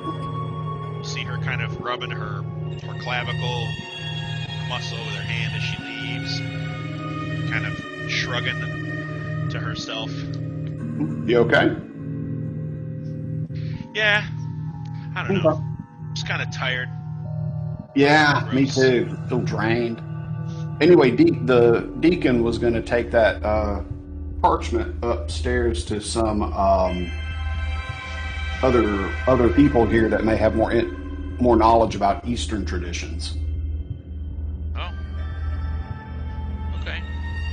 Did you want to stay here tonight and study with them, or did you want to do something else? I don't know, something to wash the day off of us. Yeah. We'll let them. Like I said, I'm so out of my element. I think I would be more a hindrance than an assistance. So. Well, that's not true. Yeah. They are experts. Yeah. And you want to maybe go get something to eat? Yeah, something to eat. Yeah, let's go. Well, maybe where we went. What was it? Yesterday? Day before? Yeah, it's day before yesterday. When we get that restaurant up again. The Silken Platter? Do you think we're dressed well enough for it? Kind of want to get like a cheap, greasy meal, then maybe clean up in some way. I don't feel really imposed for a fancy restaurant. Maybe tomorrow. Okay, yeah, sounds fair enough.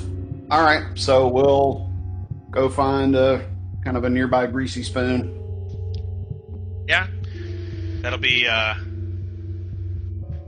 don't have it. I don't know if her character sheet is on. I'm not going to bother with it.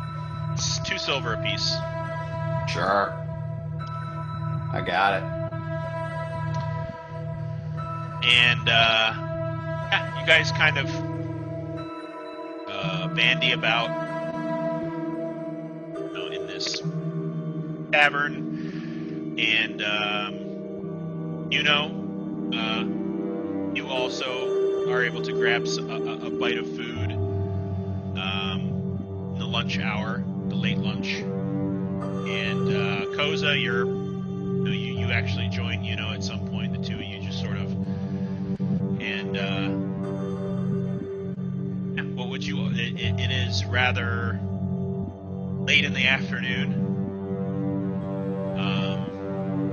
I'll feel kind of tired and gross, and for different reasons.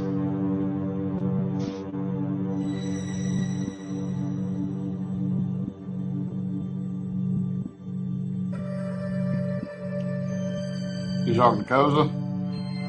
Talking to everybody.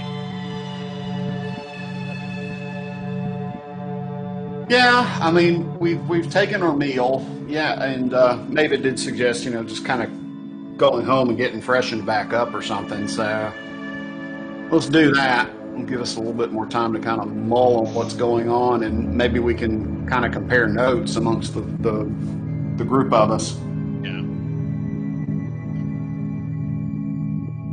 Yeah, you get back to the house and you see Koza and Yuno and Baranor, who is he's been out hunting with Luna. He brings home a brace of rabbits, and you get the idea that the chef would probably be down for a stew of some kind with the meat that's been brought in. Sure. I feel gross. Does anyone else feel gross? Yeah. We say we hit up a bathhouse or something. That sounds like a plan. Yeah, I'm in, says Maeven. Yeah. Haven't we been to one here? We've been to one previously in town, haven't we? Have we? Aurora. Oh, yeah. Yeah. Aurora Bathhouse. Let's do All that. right. Let's go. Again?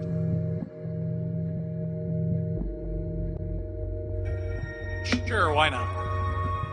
All right. How far away is it? Can we call a cab? I mean, you have a cart. Yeah. So we'll just. In 5 minutes, your horses are hitched to the cart and ready to go. Is Axton there with us as well?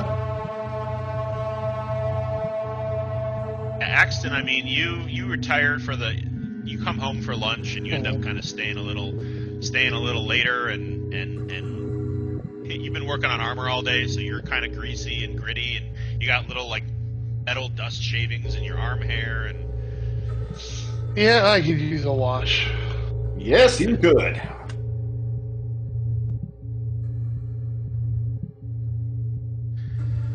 Well, the Aurora Bathhouse is somewhere you've been before. Mm-hmm. It's a charming jaunt down. Hold on. Got to change up the music. It's not creepy anymore. It's creeping me out, and it's not supposed to. Yeah, the cab ride, the cart ride is rather short, but not void of scenery. I mean, it's nice going from the house to the edge of the property, and then the cart ride through the streets is, what can you say? Pretty. And you get to the Aurora house. It's kind of a big domed building with several smaller domes built on the edges, windows with kind of the frosted stained glass. There's a squat dwarven woman who you kind of, as you walk in, they kind of stand there and give you a nod like, how many? How may I help you? Sure. We just tell what we got 1, 2, 3, 4, 5, 6 here for, and ask again for the price list. And Okay. It turns into gold per person. uh-huh. How many per person? 8 gold per person, I believe he said. I'm saying, can you guys not hear me? What's going on? I'm getting annoyed. I hear He's you like fine. cutting I out. hear you fine. There was just a little flicker right there for me, but I'd say Two gold. gold. 2 2 gold gold per per person. Okay. Sorry about All that, right. guys. I'm down. All right. All right. Deducted from mine. Yeah, you are directed through a couple of short hallways into a relaxing atmosphere of lots of windows letting in the daylight and fountains all around. And she kind of walks you by a rather populated, general population kind of pool where there are, are people kind of, there's not a lot of people there, but there's about a dozen or so, and Maeven just kind of gives them a look like, and she leans in the direction that the dwarven woman is taking you.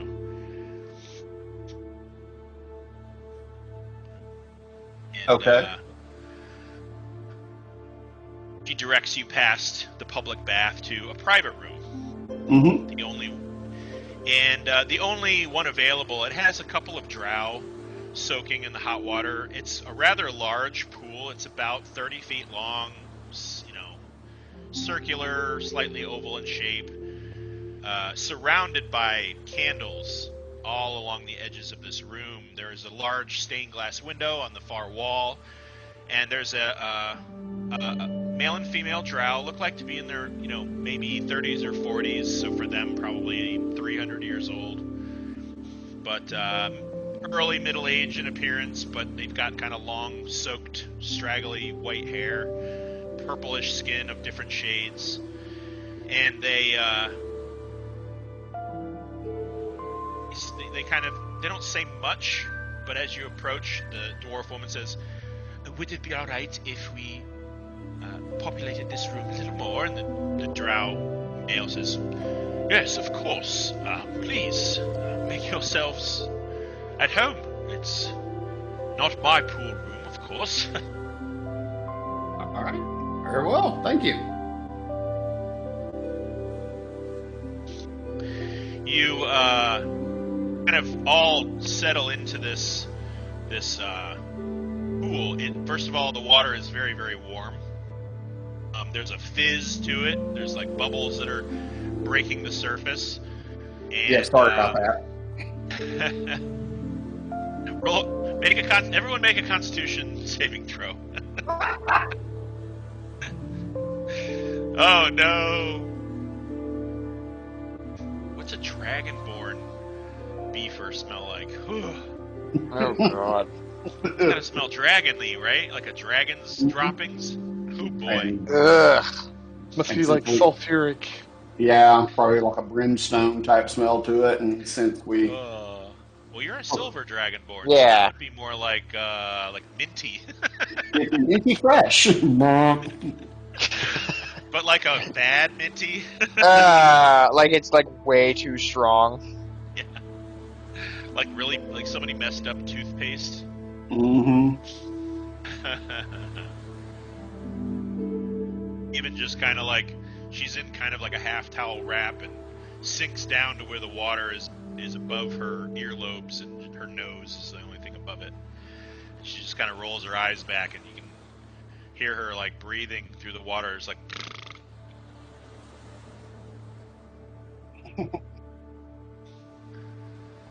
Yeah. So how's everyone else's day? Weird. Unsettling. Tiring. Perplexing. Those are good words to describe my day. How about you, Axton? Mine was a bit strenuous and tiring. Tiring, I think we can agree on, yeah. But productive. Oh, good. So you've been working more on that armor? Yes, it's coming out nicely. I'm just not sure if the design is going to fit. How much longer do you figure it's going to take to get it done? To be honest, I'm not sure. Okay. Okay, cool. Koza? I mean, I was milling around the garden earlier, and now I feel like itchy, but I feel like that's just from one of the plants there. Other than that, I've been a rash pretty or good. anything weird? I don't think so. I'm gonna check around me. Do I have any rashes anywhere? Make a medicine check. Oh boy. No, not that we can Because see. you have a fine fur about you, but you do have access to what your skin looks like. Yeah, 18's pretty good. There's like we're Americans, so we don't really know what nettles feel like, but I've done enough research on them to know that it's pretty unpleasant. Like a prickly. You get the feeling, yeah, Yeah, prickly I and have them. stinging. I'm You Canadian. have nettles? I'm Oh, Canadian. they suck. Yeah. Sandburrs. They suck, right? Yeah. Well, yeah. Fun. But yeah, you feel like you brushed against something kind of carnivorous in a way that when you touch it, it hurts you. But you also get kind of a natural magic feeling about it, like a raw, dim energy that accompanies this, residue. Maybe we'll need to check the garden out a little bit and see what kind of plant it was that you brushed into when you Well, started. this was when he first encountered this feeling when he was out in the wilds north of Dane. Oh, okay. Yeah. Okay. Huh. All right. You've been looking kind of down lately, Koza. I mean, I know you've been here in the big city for longer than you're probably used to, but you've appeared deeply troubled lately. Is there something been going on? Well, to be quite honest with you, I've been, I've felt kind of guilty. Guilty for what? Well, when I first met you guys, I was looking for my daughter, and I feel like lately I've been kind of letting myself get distracted from that, just because I didn't really like the feeling that looking for my daughter has, because, who knows what happened to her.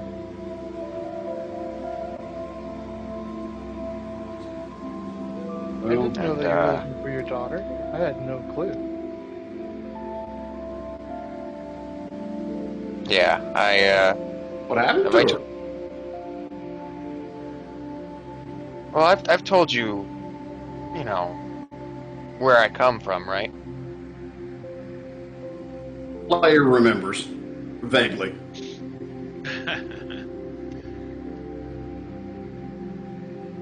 Yeah, I remember you. Oh, wait, you did say something about your wife and your daughter? My husband and my daughter. My apologies. Um, I, And as I may have told you, I'm not super sure, but I come from the woods just east of the Needle. That's where my village is located. east of And where did you say? just due east of the Needle. Oh, okay. Um,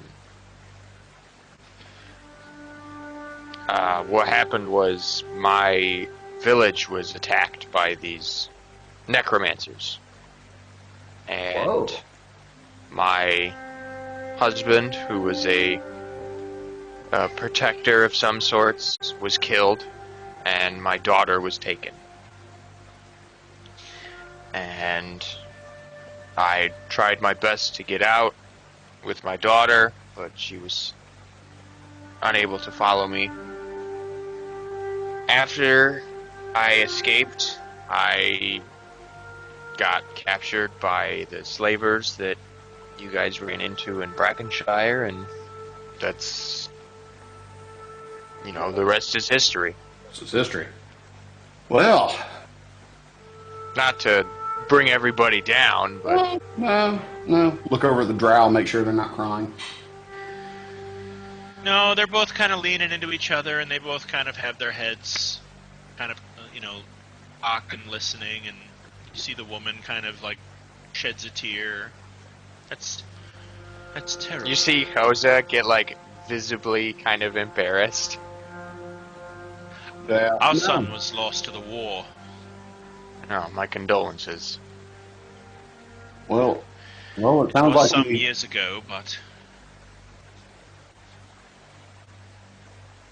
Well, our day also involved necromancy and east of the Needle as well. Really? Yeah.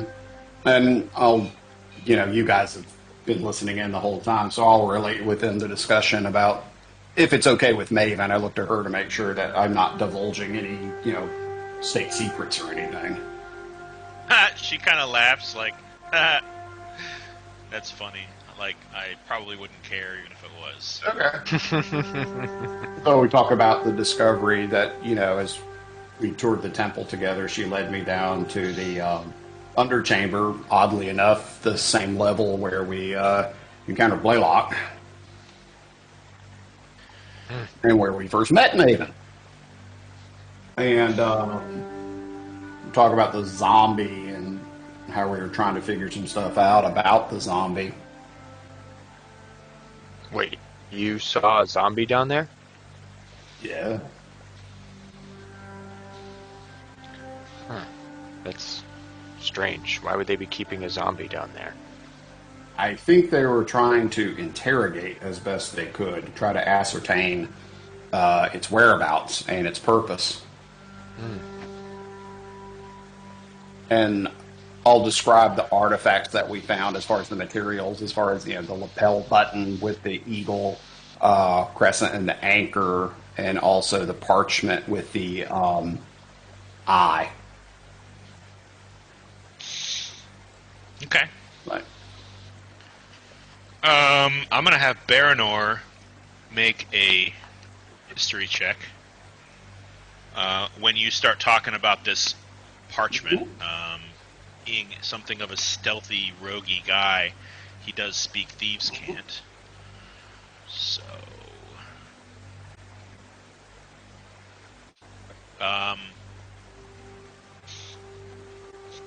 yeah, Maeven also brings up that while she was speaking to some of the other priests and monks about what their discoveries about it were, The magic was pretty high level,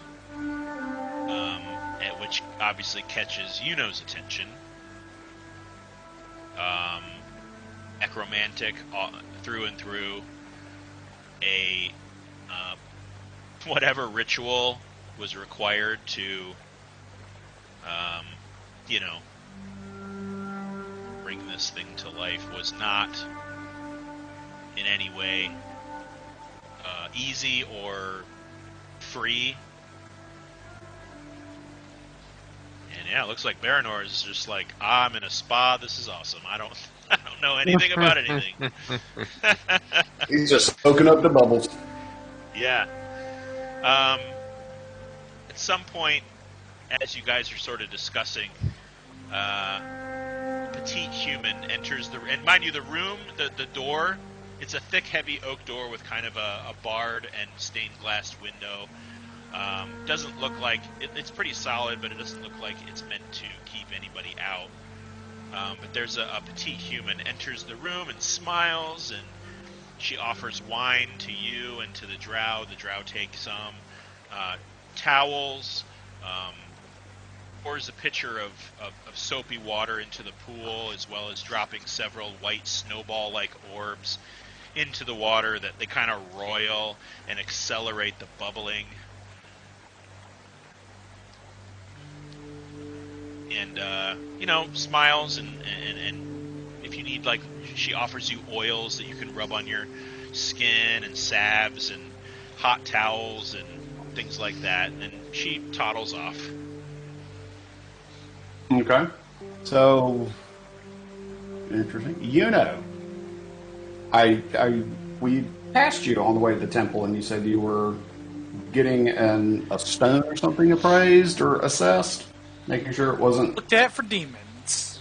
No demons. No demons. Okay. So, what is it about it then that was giving you the heebie-jeebies? Gives me a weird feeling when I'm parted from it. Not an obsession, but also, like, I don't feel great until it's back.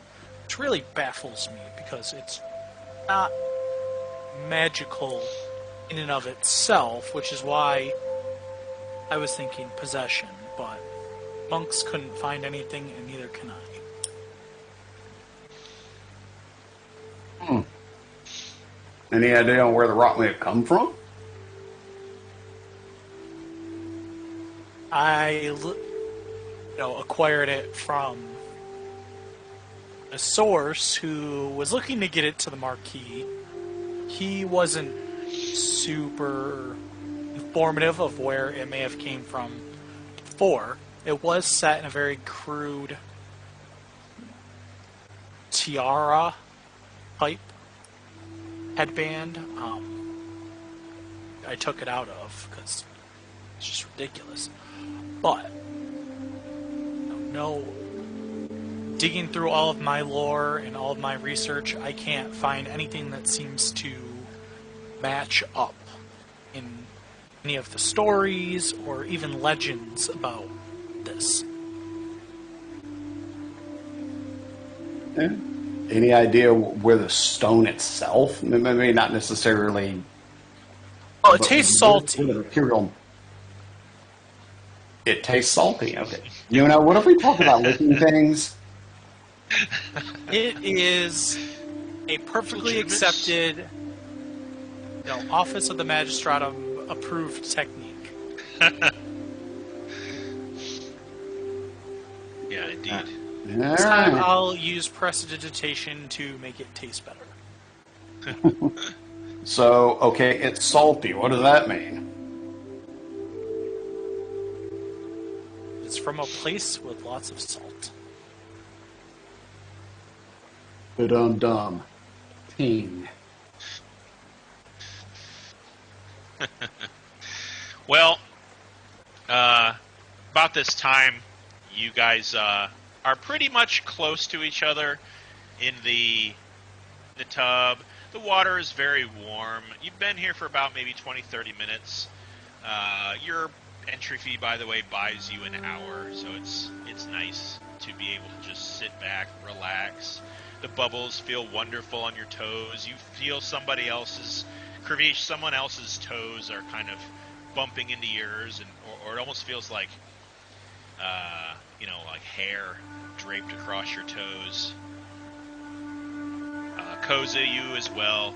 You feel this something in the water is just like glancing and tickling your toes a little bit, and then, ooh, that's kind of sharp. Is it Yeah, those yeah, little I'm taking fish a head that you count can here. get off your toes? Did you say? Said I'm taking a head count here.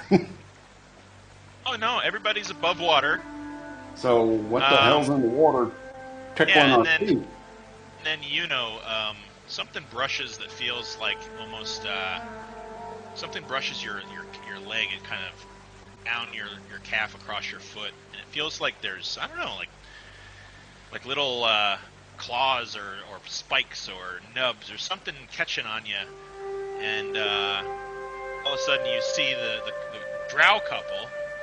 They kind of look at their feet like, ow, darling, if you cut your... And she goes under the water. Followed very quickly by him. He goes under the water. Oh, shit. Pop up. I need Kravish, and Koza, and I'm going to roll for Maeven and Baranor, all of you to make strength saving throws right now. Oh, no. Oh boy. Okay, Baranor and Maeven are both restrained, and you see blood in the water immediately. Thank God. Not for you guys. I rolled really high.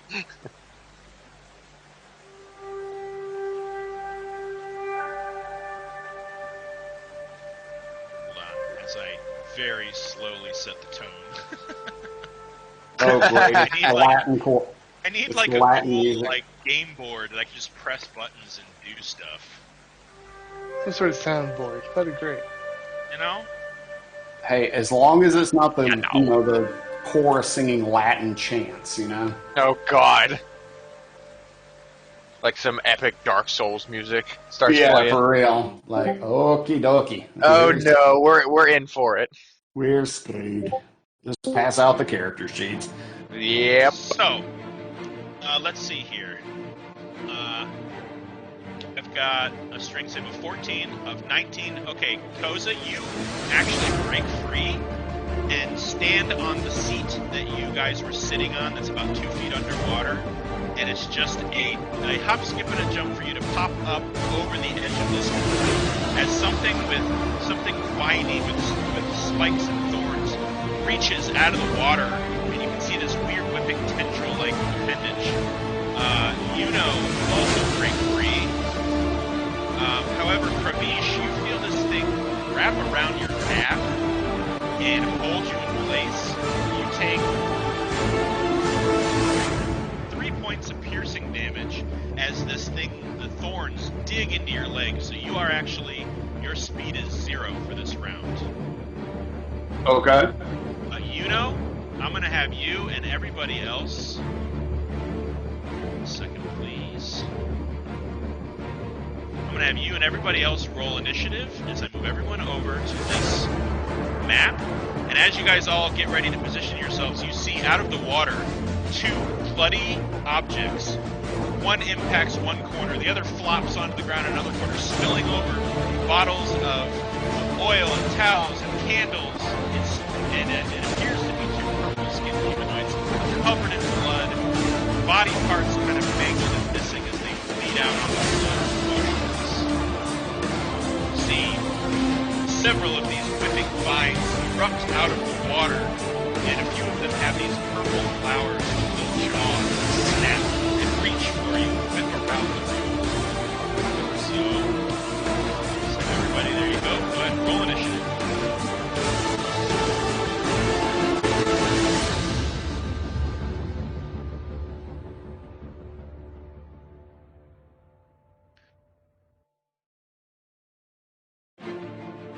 You guys can place your minis on the map You can place it wherever you... Let me shrink you down. I don't know why it keeps doing that. Why it always keeps making him giant. Oh, you're in its mouth. Oh, no. Okay. Reach you two.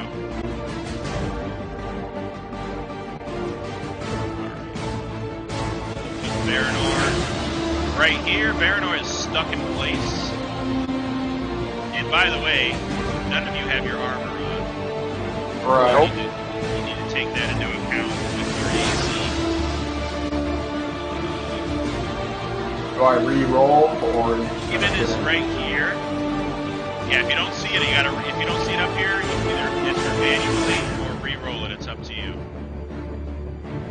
Question for the DM real quick.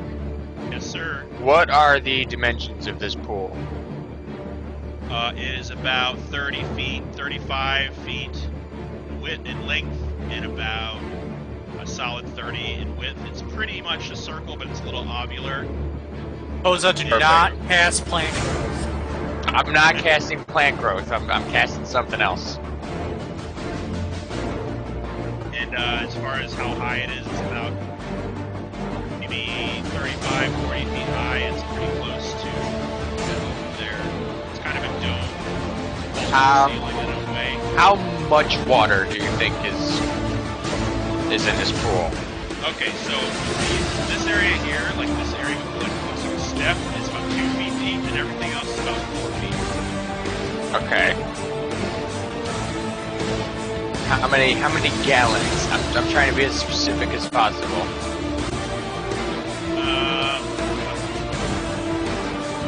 Thousands, maybe. You said it's what, 30 feet? Yeah, 30 by 40, and maybe 4 feet deep at its deepest. Okay. And then you said how many gallons? I don't know, thousands, Let's Oh, see. jeez. or at least hundreds. Well, At the I very least, hundreds. think we can figure it out. Let's see if it's 40 feet wide. Math for the win. IR squared on the area circle. Ramesh, you are like right on this thing right here. I'll say that. And Maeven is like right next to you, and you're both entangled. As Varanor across the pool is also entangled.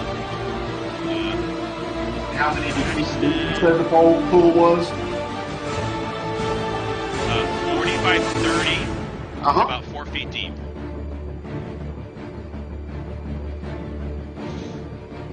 Alright, so I will say, Axton, you do have access to your weapons. They did let you bring your stuff in. Like, all of your stuff is like folded neatly at these tables on the outset. So your weapons are definitely available to you. Just wanted to put that. I didn't want you to think you were going in here without your weapons. And I'm gonna have to put a sprite up here. This is just so that I can put this thing in the turn. Yeah, you're talking somewhere in the neighborhood of about 30,000 gallons. Okay. No. Never mind that. Supposed to cast prestidigitation to keep 1 gallon up at a No, I was gonna cast create or destroy water so that so that we could actually fight it without getting dragged under, but it only lets me do 10 gallons at a time. Posa spends 12 days, 4 days. in the pool. It's 4 days, yeah. Oh man, freaking computer is being super slow. All right, so I'm guessing I'm not going to get higher than a 17. So you can decide what you'd like to do to this thing. Now, if you want to get specific as far as how big this thing is, I will draw a square, and I'm going to get rid of it. So it's going to be in here all day. That's the size of the creature as far as if you wanted to approach it and strike it. But you do notice that its tendrils are reaching the edges of the room almost. Add turn. Okay. That's not bad. Alright. 1 second.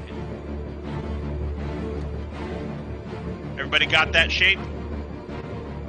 Would you define this thing as a creature? It is... No, I don't know if you need that information. Or if you could discern it. I mean, make a nature check. Want to do that on your turn? You can make a nature check at disadvantage if you were just kind of thinking about it while this is all happening. I'm just gonna shoot fireball. Okay. Universal Tried and language. true classic.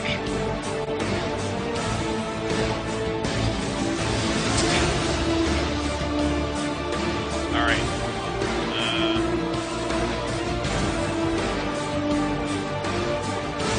You said what now? 19. 19? Yeah, that hits. Go ahead and roll As some in one damage. less than 20. That's going to be 17 points of fire damage. Woo-hoo-hoo. God damn, Firebolt is an awesome spell, isn't it? And as a bonus action, I'm going to try to telekinetically shove it. Okay. It is... Okay. What are you shoving? Because there's lots of parts of... Because you hit one of its tendrils. So there's lots of parts of this I'm going to thing push whipping the around. whole base of it. The whole base of it? Okay. It doesn't say that I'm limited to a size of what I can try to push. Just that I can try to telekinetically shove one creature you can see within 30 feet of you. Okay. I roll a natural 20. Oh. So, your attempt to push it, you get the feeling this thing is rooted. It's not moving because there's nothing to move. It's like physically connected to where it is. It's very, very solidly placed right there. I have now determined that it is a creature, because otherwise it would have failed automatically. Mm-hmm. Uses his brain for the win. Okay. He also runs like hell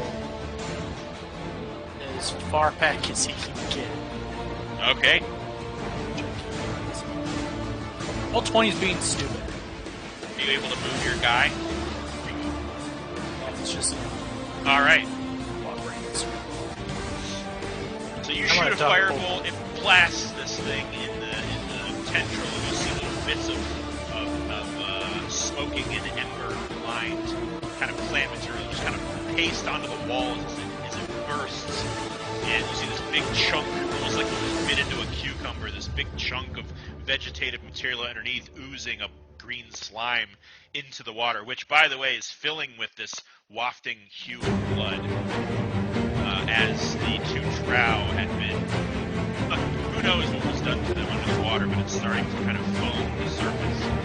The vines whip around in all directions and need everybody to... because it's going to reach everyone, even Yuno. And by the way, Yuno, this is a wall.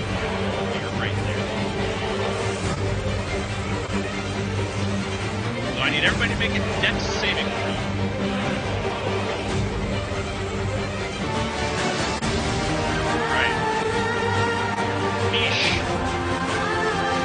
Are underwater. You get dragged underwater. I need you to make a. You're going to have to use your bonus action in turn. You're going to make a perception check. Perception check. Yep. Okay.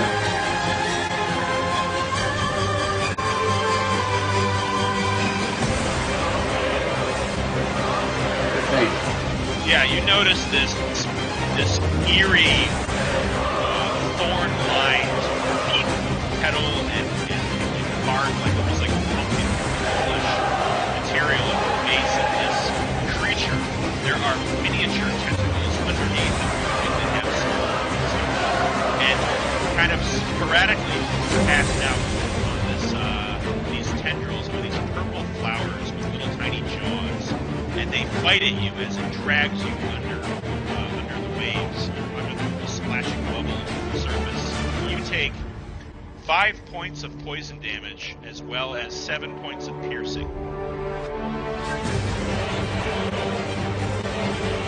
Maeven will also find herself injured by these snapping jaws and thorns of the vines. And everybody else is beneath them.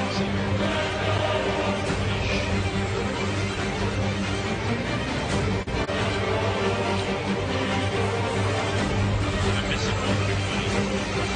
Everybody else did pretty good. You guys kind of watch as these tendrils kind of whip around, and at first they're really, really slow. It looks like they're speeding up though, and they're kind of flailing about as this thing's jaws open up wide and start to like reach for those closest to you. And Ravish, as you're underwater, you see this set of jaws descend down onto you and Maeven. Take a break. Okay.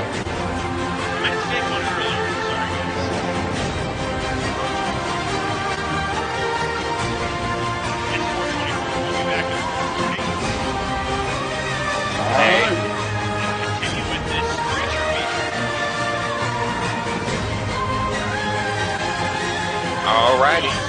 See ya. Hello. Yeah. Hello. This actually it's gonna take me a minute to set it up.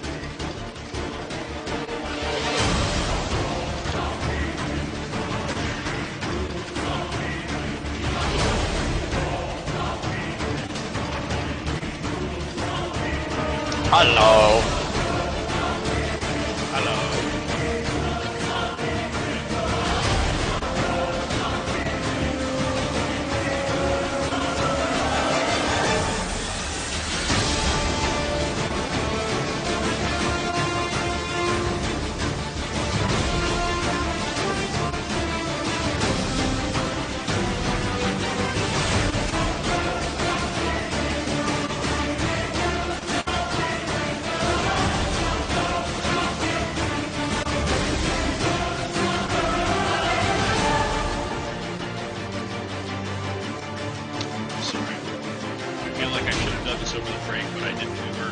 We were all enthralled in a conversation at my house about how to effectively take down a Tarrasque level. No object. Did you guys come up with a plan, or? Came up with Somewhat. 3. We gotta came have up with backup, damn it. 3. Whether or not they would actually work is a matter of debate. In theory, they Oh boy. would work perfectly. The practice maybe a little bit.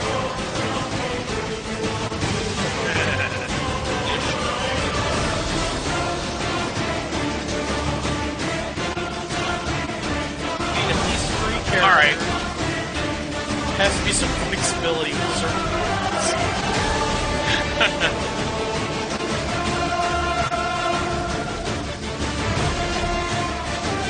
One idea is to turn a Tarrasque into a chicken and eat it off the line. You guys. I thought it was immune to polymorph. Is this immune to polymorph? I think it is. That's why you have backup No, it's plans. not. It's not immune to polymorph. And their traits. I mean, it has a reflective carapace, and it has advantage against saving throws due to spells with their magical effects. It has 3 legendary persistences. So, I mean, it's pretty hard to kill it. It's not impossible, and it's not impossible to have certain effects happen to it, like polymorph. It's got crazy stats. It's got a lot of hit points. It's really hard to really kill those Tarrasque. I don't know, maybe we'll do like like a one-shot break up stuff. Just like that. Awesome. So according to its stuff, it has advantage on saving throws, but not specifically mute. And it only reflects back magic missile spell, line spell, or one that requires a ranged attack. So fireball, it is not immune to. A wish spell. Well, nothing's immune to a wish spell. We ruled out wish because It's basically cheating. Yeah, like, what would it take to really using creativity and magic or whatever? What would it take to do that? How do you take out a threat? What have you done? I didn't do this.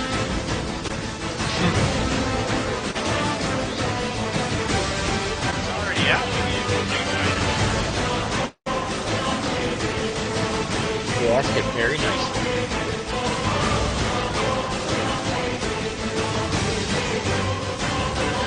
Alright, what I'm doing is taking too damn long. Are you guys still in the map? Yeah, alright. I'm sorry, I'm taking too long. So this thing is crashing its 40 lines around. And Koza, you are next to react. I think it's like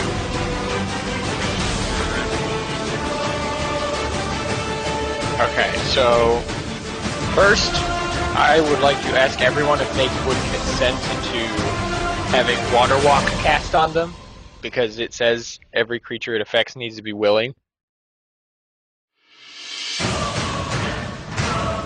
Yeah, y'all down with this? I mean, that's something they can choose as being cast. You don't have to, like, ask them. Okay. Their subconscious is kind of giving into it, so that's going to be up to them. They want to submit to it when they feel that happening. Alright, well I can affect up to 10 creatures that I can see to be able to walk on water.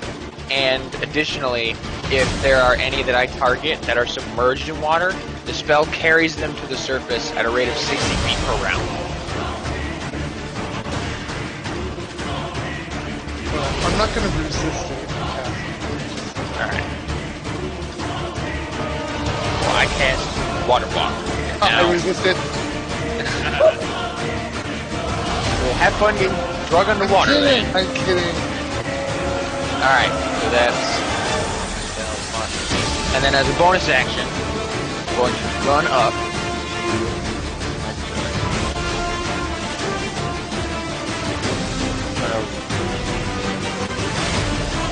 I'm going to run up to this tentacle and cast Shillelagh and attack.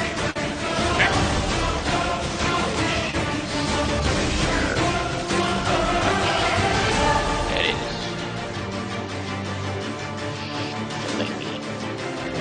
D8.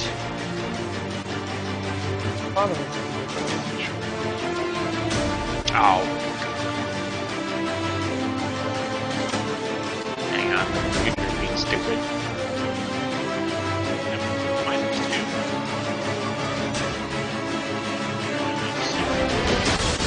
What do you guys have there?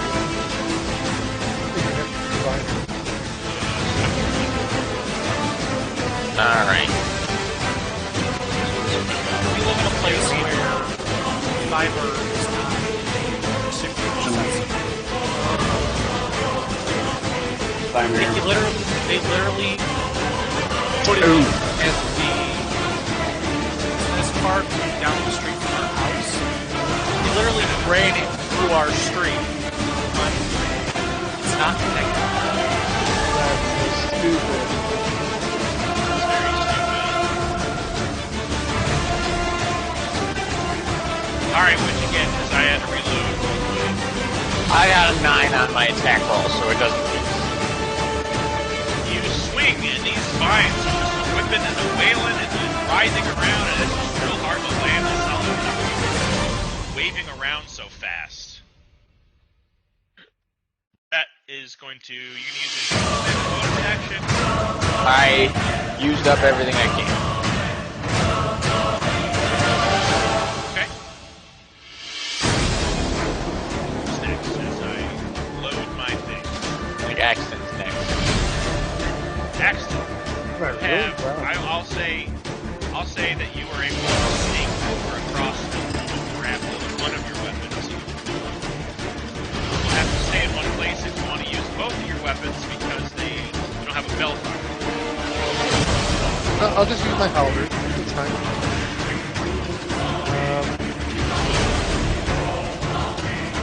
Guess I'll get within swinging range and aim for this tentacle here.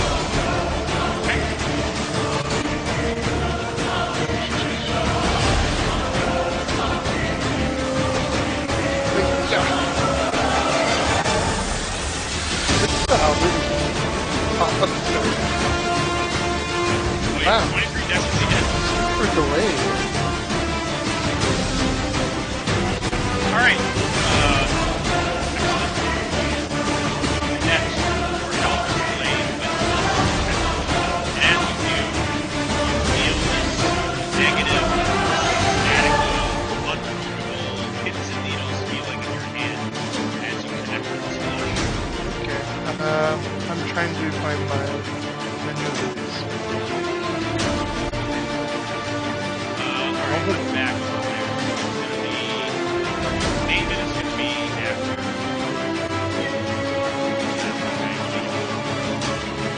I'm gonna try to make it a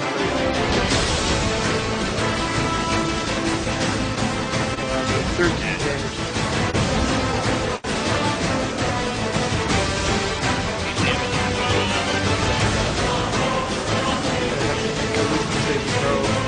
Okay.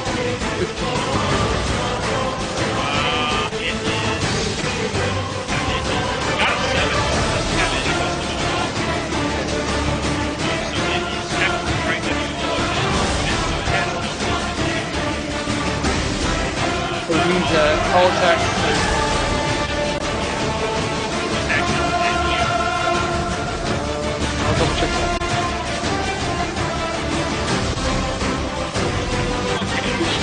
Alright, I got another.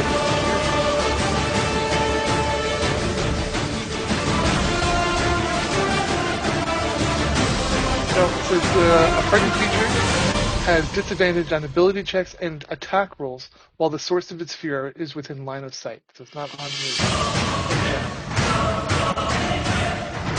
Well, it doesn't have to be an eye. It does not act on it. So I will say it is definitely afraid of you. Okay. Well, second attack anyway.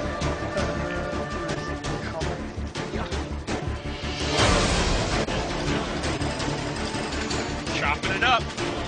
I will use You actually my hack off the tip of this tentacle and it drips and lingers this very active smelling green all over you.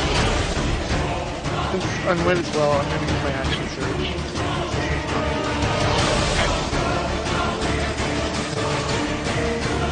Last one. I will use precision.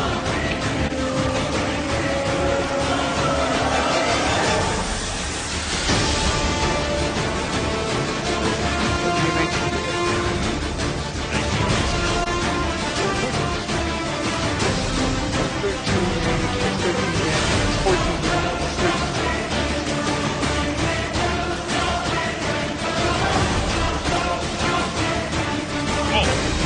Wow.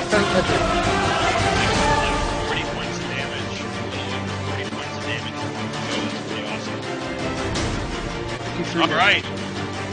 Mighty Axton slices the tip of this tendril off as it moves around the room. There's no sound, there's no screech, there's no screaming as this creature has no limbs.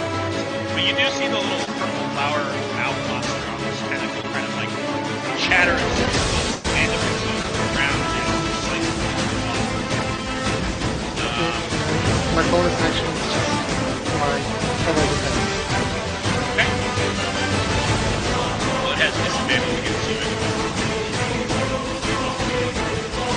Alright, Maeven is going to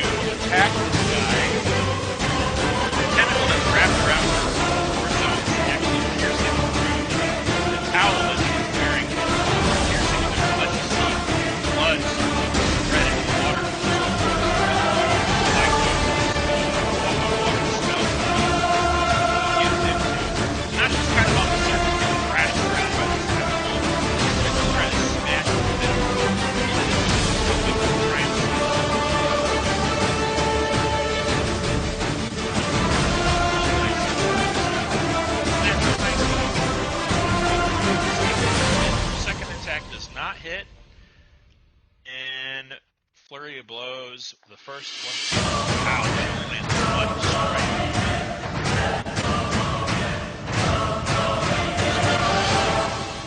9 points of blood damage. She's not wearing her gloves. She can't add anything to that. Okay.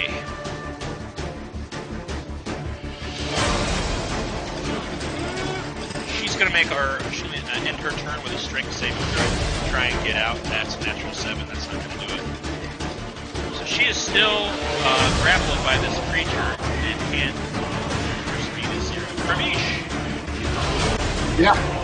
Ramesh is next. You are currently grappled. This thing is biting into your flesh and really making it difficult for you to breathe. Now, am I also being thrust upward? Yes, you have hit the surface. Okay. Is Maeven within 5 feet of me? She is. Alright. I'm going to dimension door to get both of us out of the grapple. Okay. You're going to be dimension dooring this creature that doesn't want to be. No, I'm dimension dooring myself and Maeven. Yeah, but there's a tentacle around you. It has some way of resisting this because it does not want to go. It's kind of when you're grappled with something that's holding onto you, and you grab somebody else in dimension door. There's a chance that you grab the person that's grappling with you. But it's only after 2. Okay. So, where would you like you and Maeven to be? Alright, here's our equipment. Your stuff is like against you, say this is here. Okay. So we'll go ahead and dimension door out to right here where our equipment is.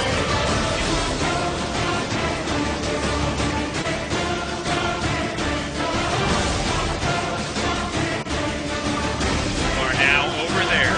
And the tent is there. Your armor is there, although it would take you like 5 minutes to put it on. No. Grab the mandolin and sword. Alright.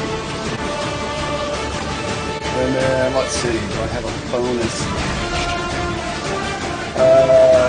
Yes, I am going to use it. Let's see if I do have anything. No, my only bonus action is healing word, and I think I need that right. Alright, thus endeth my turn. Okay. Valandiir is going to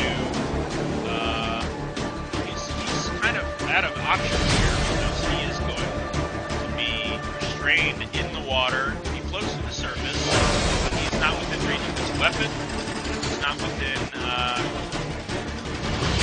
not able to get out just yet, so he's just going to strong arm hit it and see what he can do.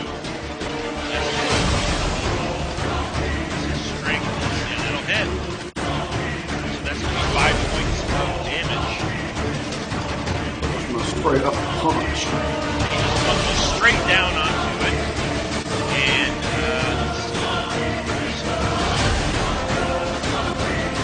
that's a spell. Right down the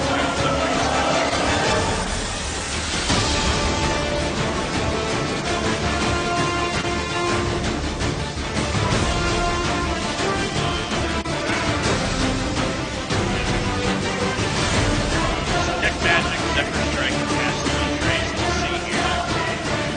Yeah, he's gonna throw.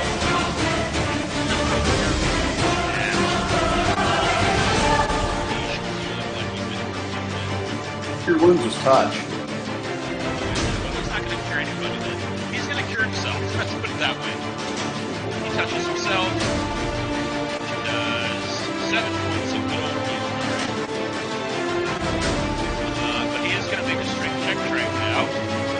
Great, that's natural 9.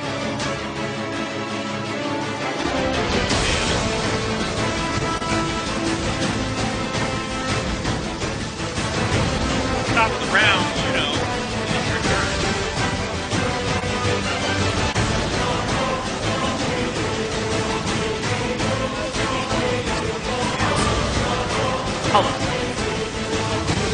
Hollow Knight.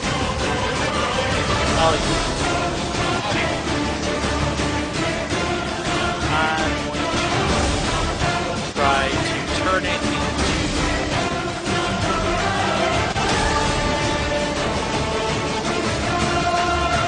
I'm going to try to turn it into the turtle.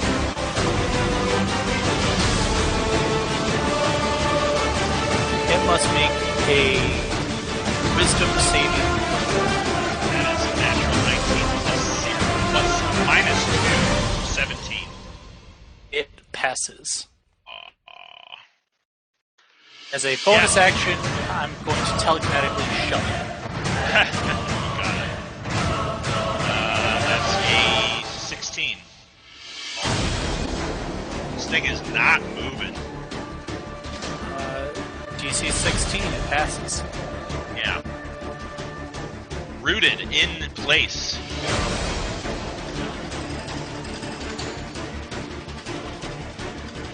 That's it for me. Alrighty. The plant is going to make 3 attacks. One against Koza, one against Valandiir, and one against... Let's see here. Consider... Big guy with the axe. Yeah, he's definitely going after the axe. Stinging thorns.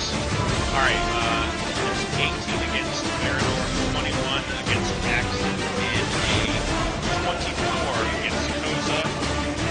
Damn. That was a disadvantage against me? Yep. There's a disadvantage against you. It is going to do...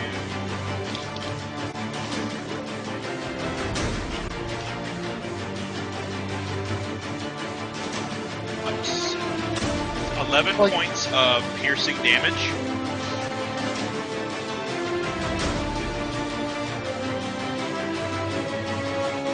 It's probably going to hit me anyway. None of us have that. Oh, yeah.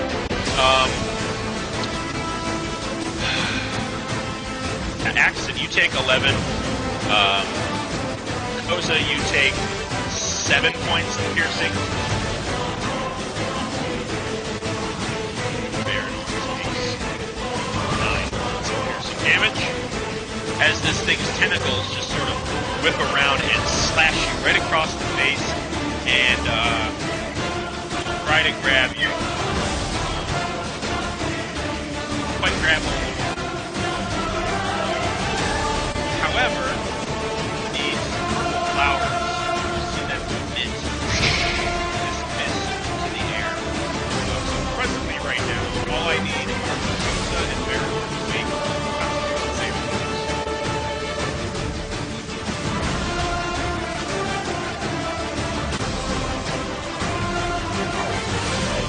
Dexterity. A good constitution. Ooh. I should take that too.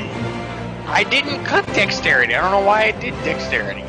I should take that too if I was any type of DM. I swear I would.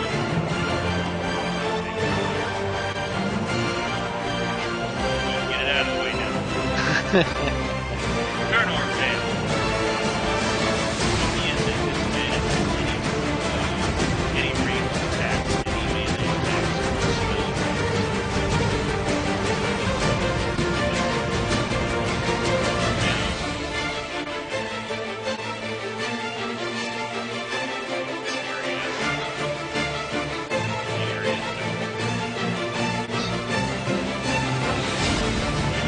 Okay. That's his turn. It's not going to be his hand. So you are next. Okay, I'm not gonna back up. I would get an attack of opportunity, so I'm just gonna cast Frostbite on it. It needs to make a Constitution saving throw.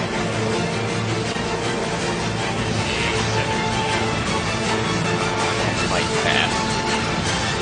Yeah, that passes.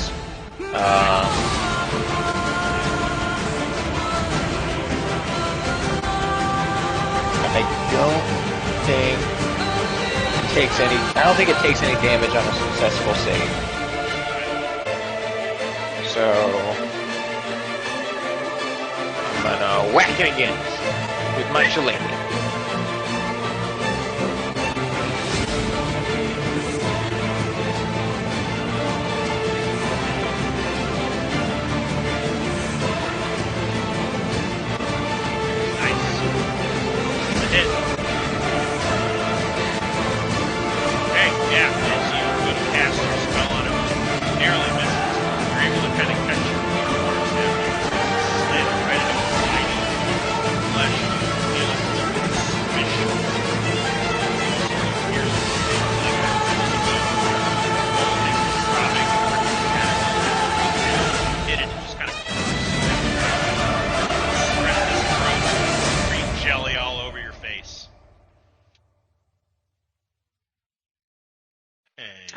Ew. Nope, that's it. Alright, Axel, you're up next. For my boost attack. Yeah, I'll do it again. Okay. Is this vine still here? Like, is it still okay? Oh, Or? yeah. Oh, yeah.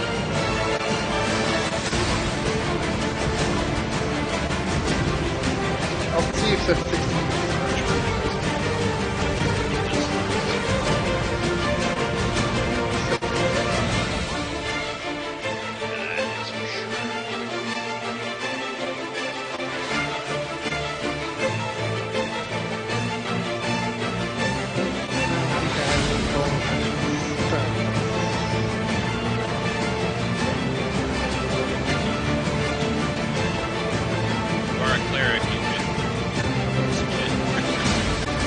I do have healing word, but I'll go with my common thing. Alright. Maeven is here. She's going to grab her quarterstaff and use her Her bracers. oh yeah, her clothes are there. She throws her bracers on. I'll say that is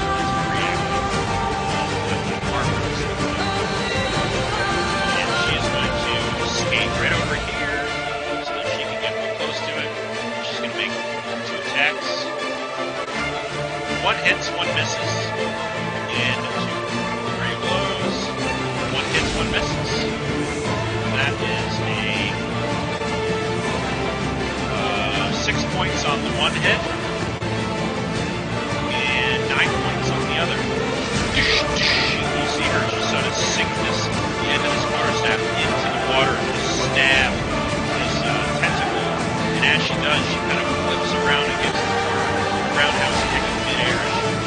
She sees the another tentacle coming her way. Just kicks it. Kind of breaks the end of the grave. Almost like green blood all over the water. Pravish, you are up. Alright, I am going to use my action to cast Spirit Guardians. Okie dokie.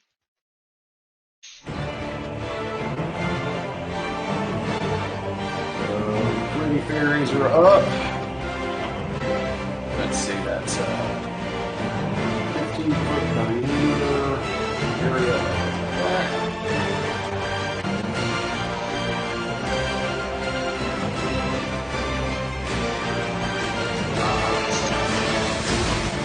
of It's so big. It's such a huge area.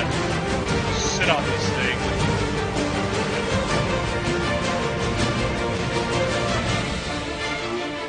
So I will just move up this way, just enough there to get into its area. So now it has to make a DC 15 Wisdom save. It's a natural 17 minus 2, which is 18. So it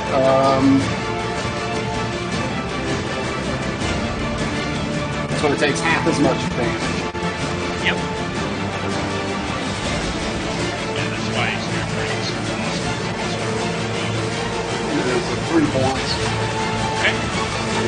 bonus action, according to Luke Koza. They go, look, this thing's right up your alley. I know you've got this lick, and we'll give him a bar of inspiration back.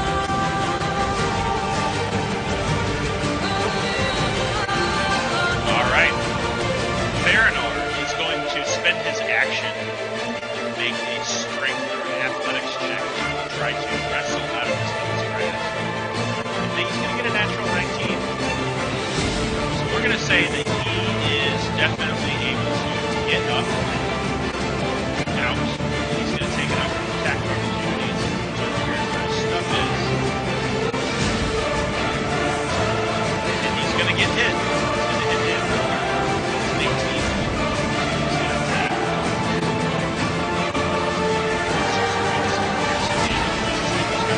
Whips him. He grabs his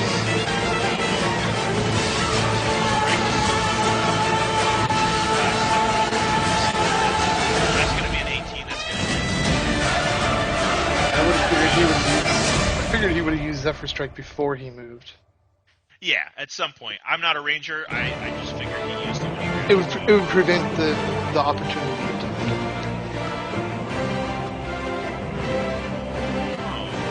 Yeah, you know what? I'm going to put those points back into this character sheet. So yeah, he would have cast it as soon as... Bogey's a much better ranger than I. He would have cast it before he got up there. So he's going to fire two. Actually, wait. Use this action to this. He grabs his bow. He draws an arrow. He sits there and he waits. You know, you are next.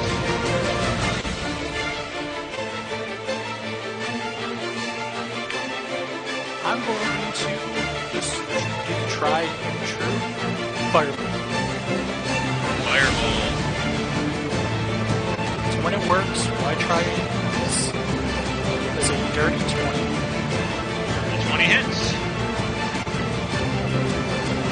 Give me 11 points of fireball damage. And I'm going to try to telekinetically shove it. Shove it. You've got a natural 4, so that's going to be a 7. Fails. So Push you it can 5 consider actual presence. This is where you get started with that. So I will do this. As you see, much of its mass gets shoved, and all of its tentacles kind of move about 5 feet away. And it looks like it's trying to pull itself back into the position.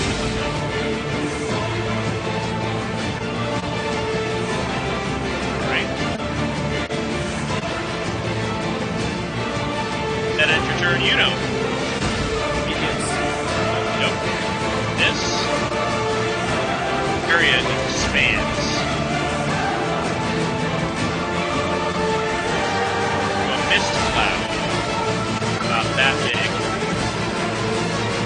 So I need everybody but you know to make a Constitution saving throw. This kind of spreads throughout the room that was kind of melted up in the cloud. Spreading this purplish, misty cloud.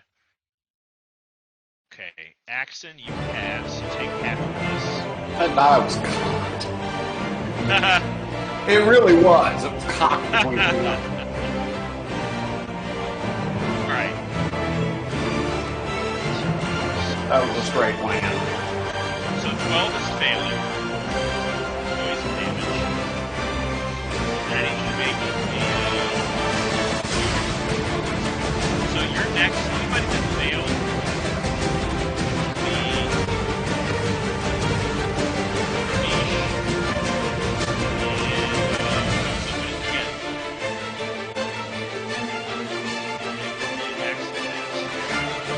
Man, I'm being dead honest. The roll D&D Beyond rolled a D20 and it was cocked between 1 and 7.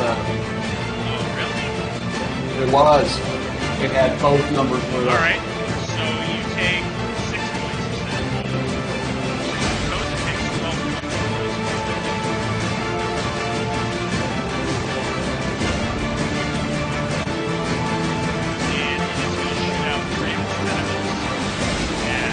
Oh, great. He's now starting to hit it. You know, Cremation Maiden is mostly straight.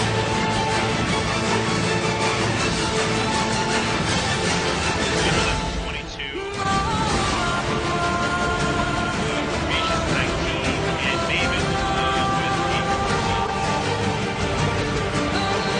8. Silvery barbs. Reaction. Okay. So for my attack, it has to roll again and take the lower number. That's going to be a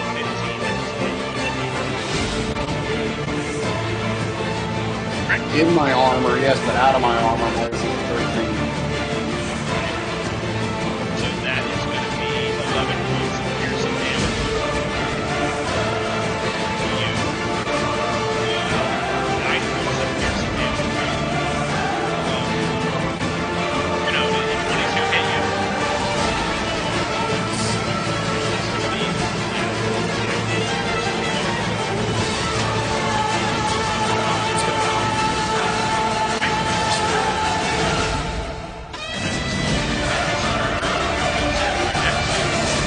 Oh, and as the second part of Silvery Barbs, Maeven will get advantage on her next. Oh, if anybody misses your ally. That's correct. I choose a different creature that I can see. Advantage on the next attack roll, ability check, or saving throw. Right on. Which actually, I think I'm going to do that for myself. I can choose myself. I'm going to do. Got it.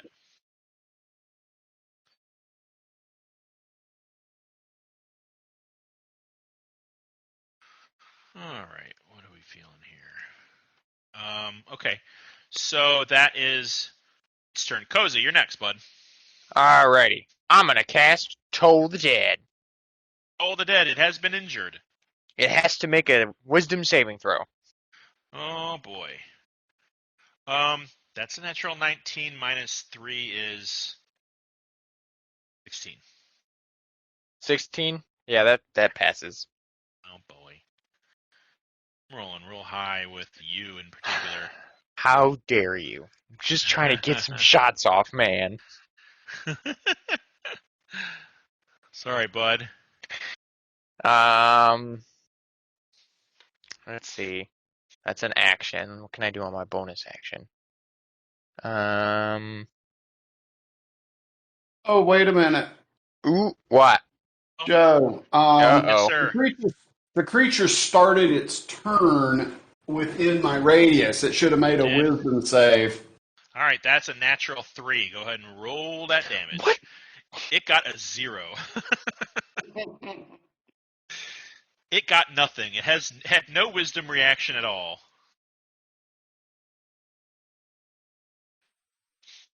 Unless there's That's better. necrotic damage 16. involved. Okay. 16 points of radiant damage. Woo! It soaks it.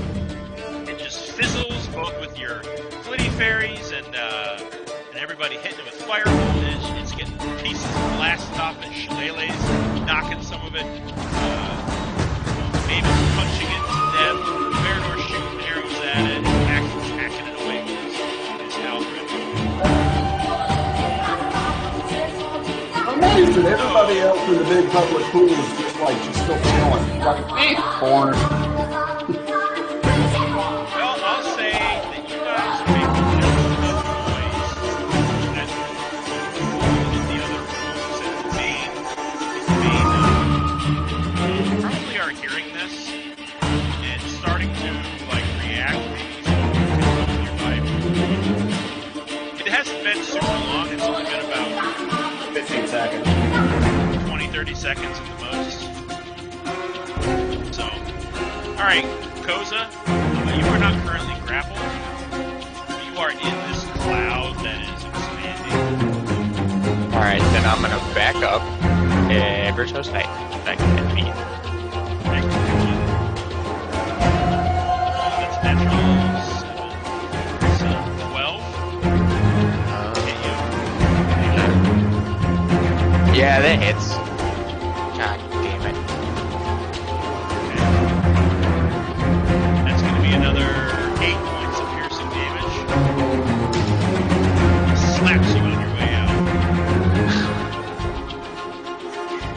gonna cast Flame Blade. Awesome.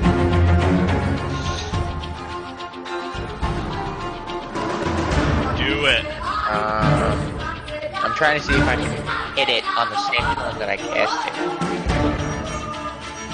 I don't think so. That's gonna be my turn. Okay.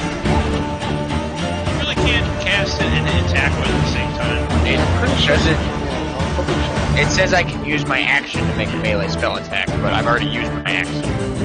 Oh. Oh, Flame Blade? Yes.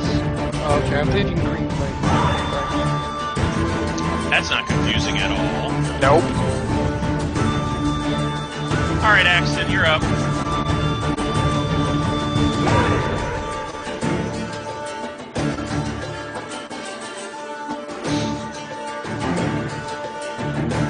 Alberta away. Swipey, swipe.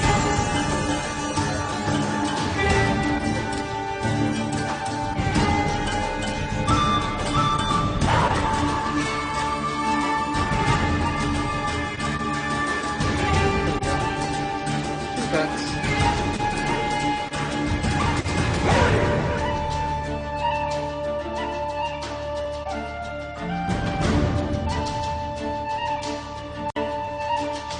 Did it register? I don't see anything in the chat. you might need to scroll I down. need to reset. But yeah, I got a 20 to hit and a 27 to hit. Total of 17 hit. Good hits. Total of 17. Okay. Wow. Okay. Both hit. You're just hacking chunks of this thing away to the point where you feel pretty confident that use your hand axe or strength. I didn't mean to use my hand axe. I meant to click on the helmet. Sorry.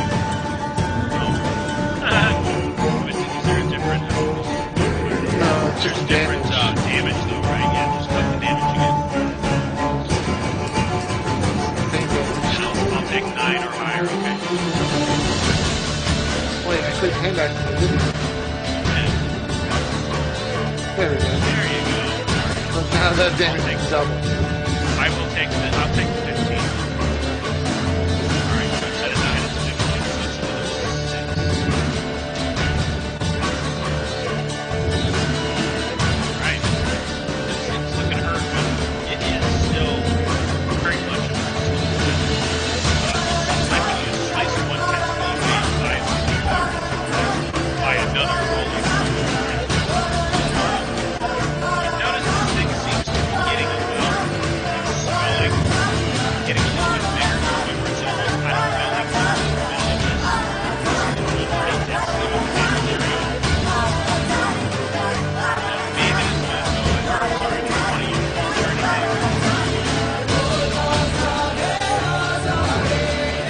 But I do when you get to talk about today, so And just the end of it is right here.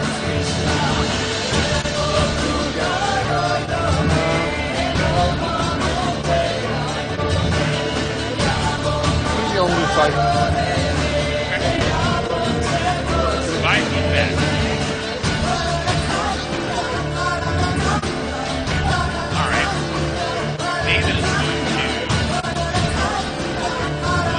he's actually going to spend no choice. He's actually going to sprint and kind of dance along the water. He's got water. He's going to get right in the middle of it and try to attack the center of this thing. Straight on. Damn it. First strike is a 19 and second strike is 27. Flurry blows, all but there's one hit.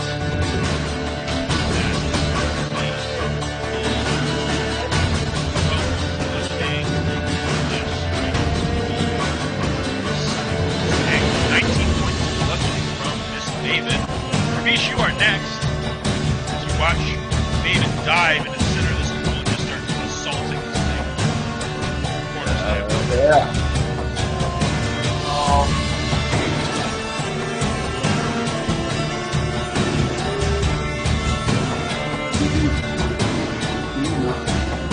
Okay. Well, since Maeven seems to be wailing pretty good, I'm going to cast Enhance Ability on her. I am going to give her Cat's Grace, which gives her advantage on all dexterity checks.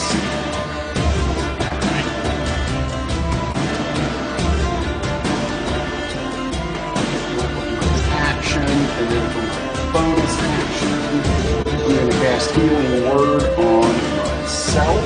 I'm going to upcast it to third level.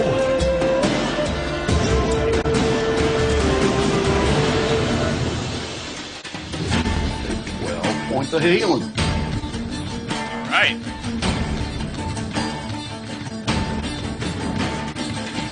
I'm going to use my movement and go along the circumference here to rejoin the gang over here. Valandiir is taking 2 shots. One's a natural 1. I'm sorry, Goody. But the other one is a 19. Just a hit. And if I screw up your moves, anybody, that's not here. I apologize. I promise I'll try. I just don't play these characters how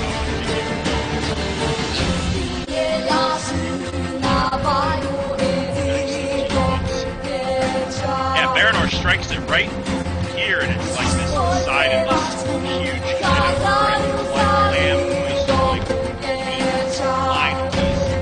It's pretty cool. And it snaps this long shot. See it kind of break off and float in the water as it's about in and out of the surface. He's going to end his turn. He's actually going to use some movement to get out of this cloud.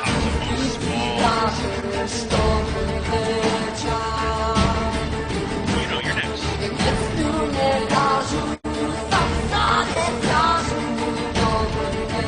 Just gonna gather some mystical energy in his hand and huck a fireball. Fireball.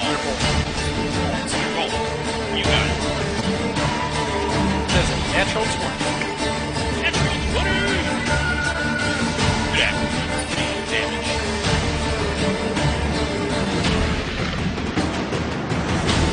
$17.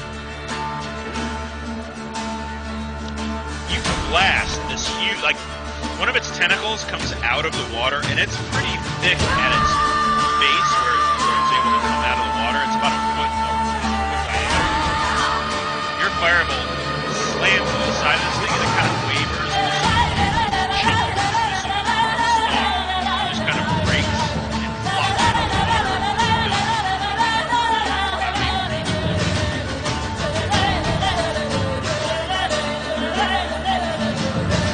All right. What else?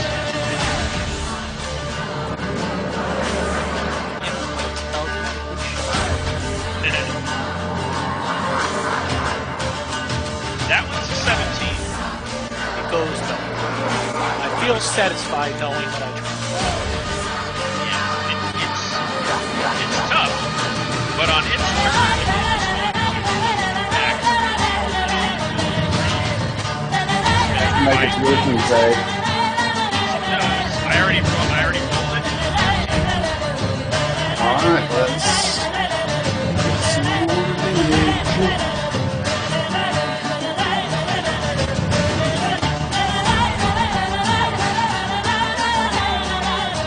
The 15 points. Yeah, you are dissolving the tendril to the point where you're starting to actually eat away at the side of its central bulbous kind of carapace. You're starting to let it float through part of its skin and flesh away until you can see these weird ripples sticking out there.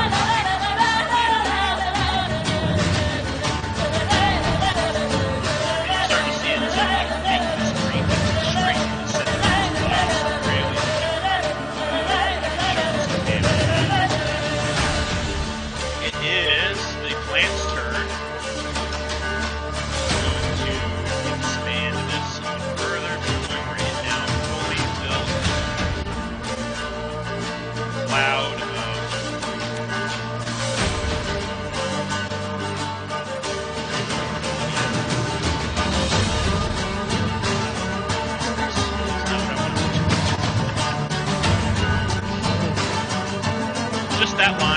It splits off in a random direction. There.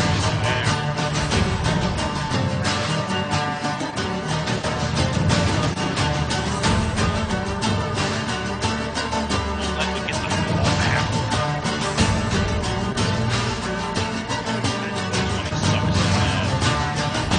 Because it Get hates it. down there.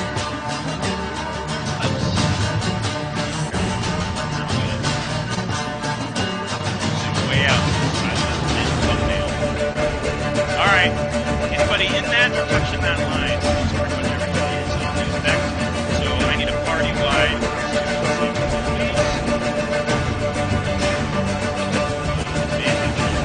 Maeven.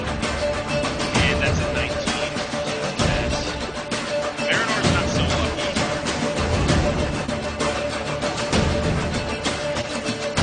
Wow.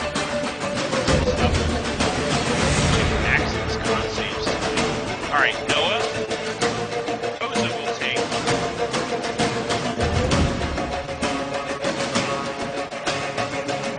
14 points of poison damage.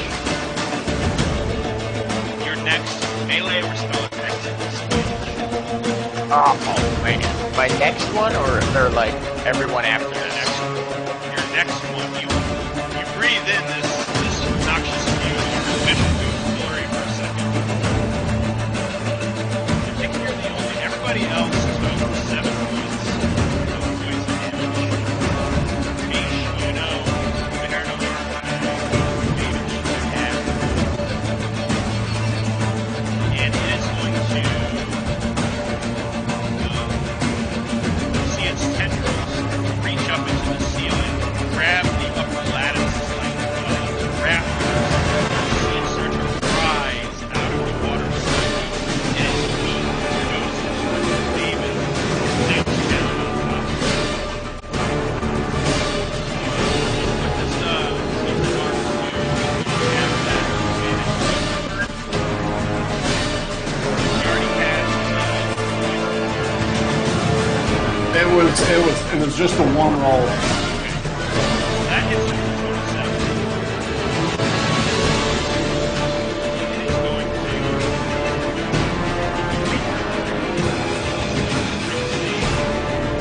She's a natural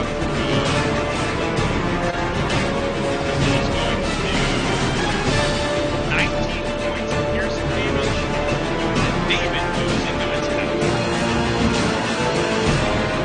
Oh.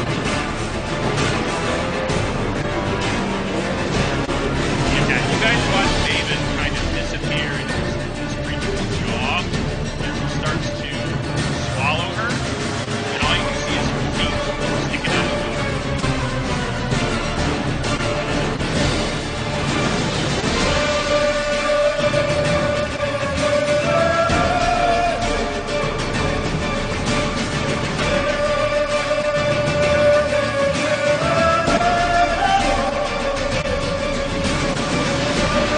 That is going to end its turn, though, so it's Hold it in. Wisdom saving throw. Alright. Natural 7. That fails, so he takes 2d12 necrotic damage. Alright. Range machine 4 after you. She's in the turn order. She's been before me.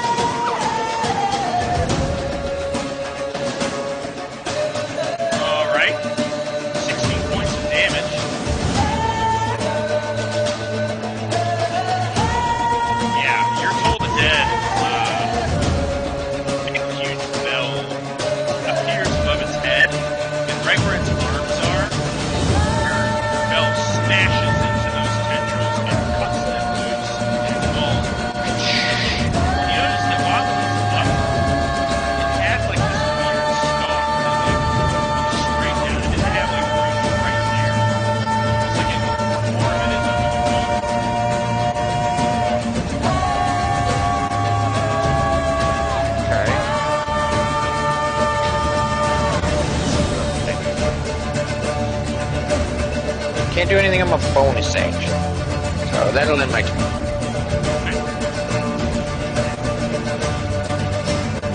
My turn. I'm gonna try something different. I'm gonna try guiding bolt. That is actually, yeah, maybe her reward somehow will be. So yeah,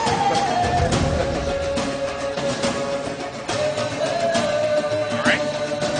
Hey, your guiding bolt, as you end up hitting the water and sort of flash fries portion of the pool. So it like jolts it real quick, but it doesn't give it that glowing effect.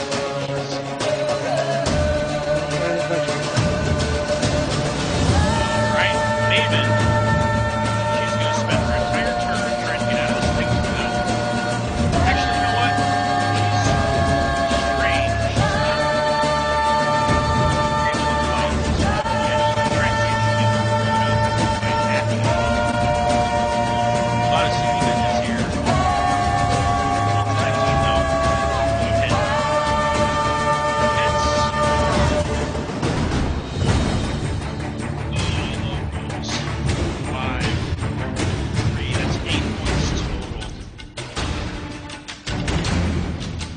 not enough for it to spit her out.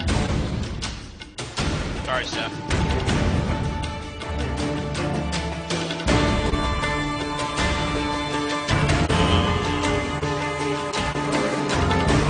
Ravish, you are next. Now, Yes, you are. because her feet are sticking out, does this mean I can see enough of her that I can cast Healing Word on her? Absolutely. Great. I'm going to use my movement to charge in. And I'm going to stab right here in the central area, not directly through the mouth, but right there in the central area of the edge. Stab right in the middle of its bulbous body. Now that it is exposed, you notice it's a little easier to hit as it's out of the water now. 15. 15 does hit. Alright.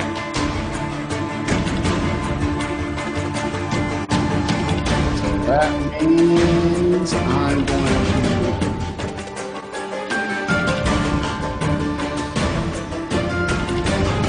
There we go. 10 points of damage. Alright. And I'm going to use my bonus action to cast Healing Word on Maeven. Okay. Last vertical slot.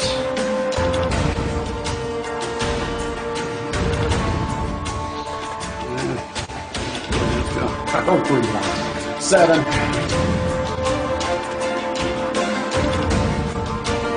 Alright, girl.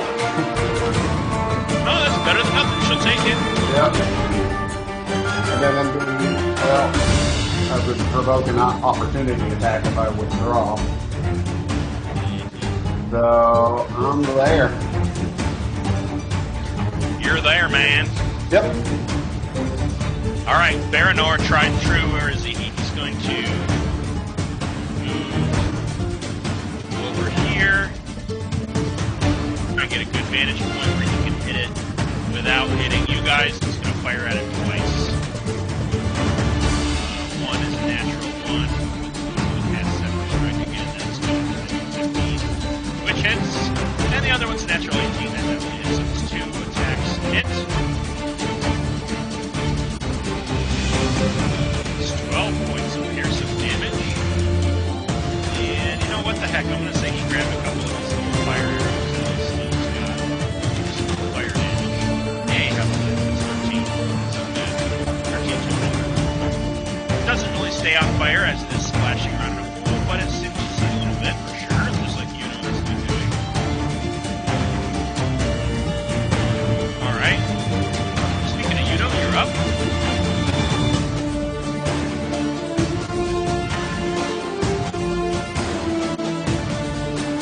President.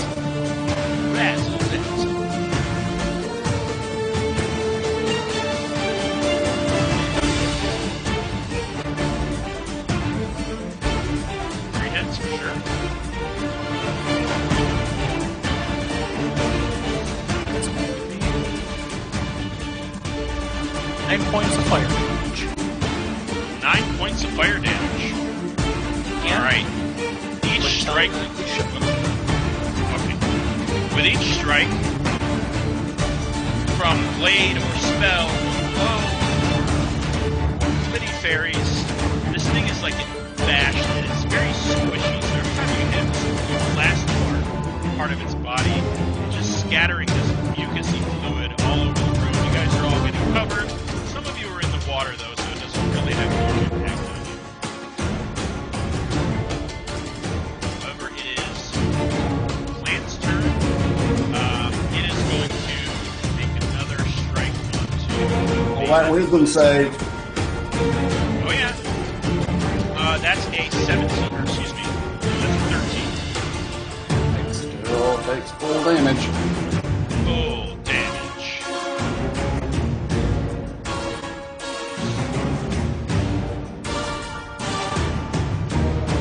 16.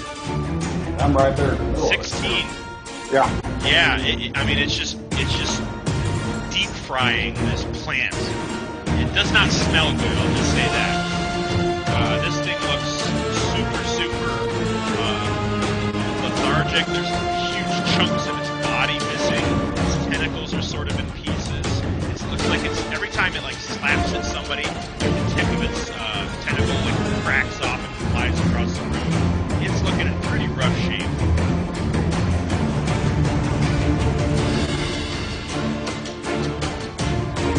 So I need everybody to once again make another con save as the inside of this thing is just belching out this huge, almost smells peppery, like a really hard, difficult smell to get through. It smells your lungs.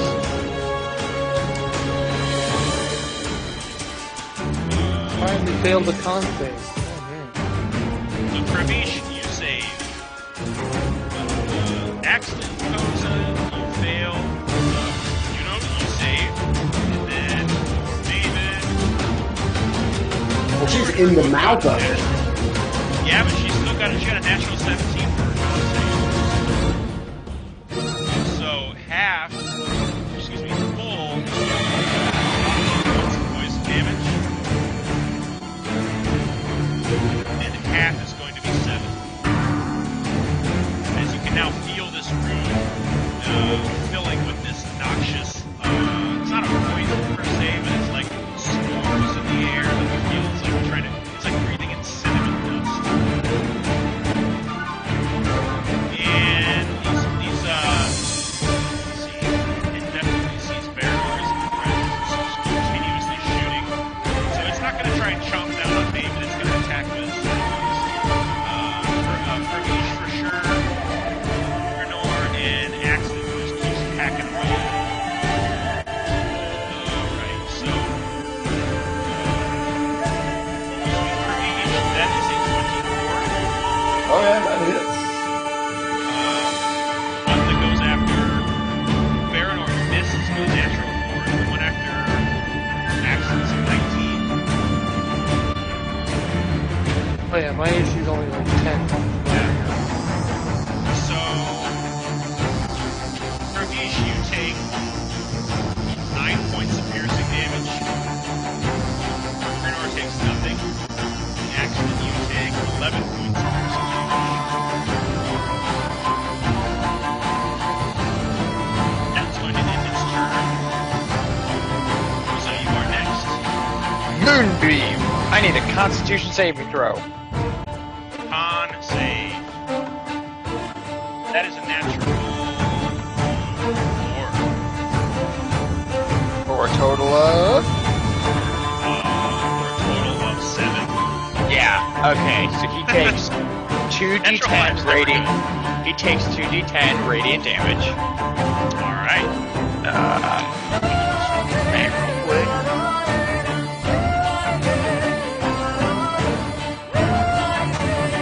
Wow, thanks, Moonbeam.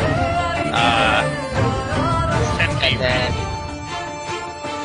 What? Moonbeam? Yeah, what's the radius? It's 5 feet. So I'm gonna center it like right on its jaw. And then as a bonus action, I'm gonna cast Spiritual Weapon and have it attack it. So I need to make a melee spell attack. Let's see. Spell attack.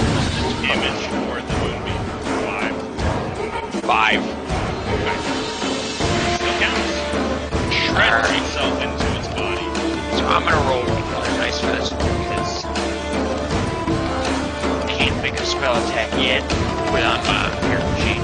So that is a 17 plus 6. That's a 23 to hit.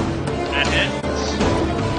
So he takes 1d8 plus my spellcasting ability modifier. Alright, that's a 3 plus 3, so 6 points of damage. How do you want to do this? Yes. I want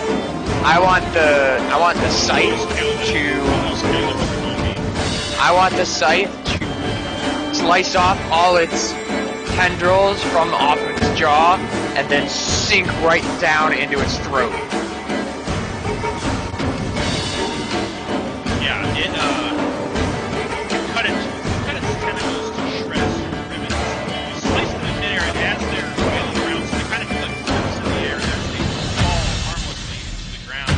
And as you kind of do a helicopter around the whole room, gingerly missing everybody, you sink the blade straight in and narrowly miss Maeven, who is in its mouth. As you do this, you actually feel this audible, hear this audible gurgle, and everything about this writhing, chaotic plant settles to the bottom of the pool and stops moving. The creature is now. Yay! Alright, I hope we get a refund for this bath. for real.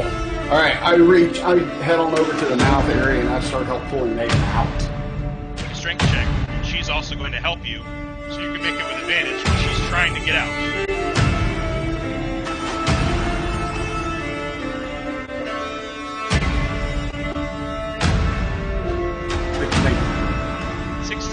It takes a minute. She's in there really good, and you're actually, since the mouth is closed, you're pulling hard against the grain. As far as those thorny teeth go, they're designed to keep whatever it catches in its mouth. So you're pulling against it, so you actually end up breaking flesh with these thorny bits.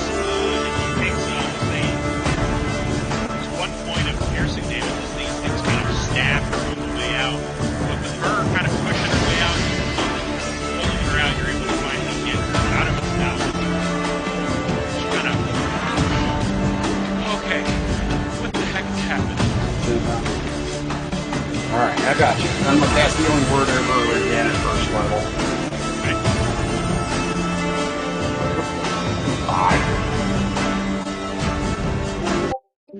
Okay. Still counts. What the hell was that? At this time, you hear the door. It starts to you hear, push, push. Hello in there. What is going on? What is going on over there? I will go over and You open see the door. You see the latch. You see the latch open up and down, but it's like, tsh, tsh, tsh. It's like it's barred or something. Can Black I? is hard? Yeah, it's like you can see the latch moving. It's not a door that can really lock. It's just got one of those pull-up latches, and then you open the door. You know, it doesn't have like a lock on it, but you see that latch jiggling up and down, but the door will not open, and it's meant to open out into the hallway beyond. I'm gonna yell, "Stand back!" and I'm gonna back up about 5 feet and try and burst this door open. Okay, go ahead and make a strength check with a Firbolg's ability. Alright. Let's see. What's my strength?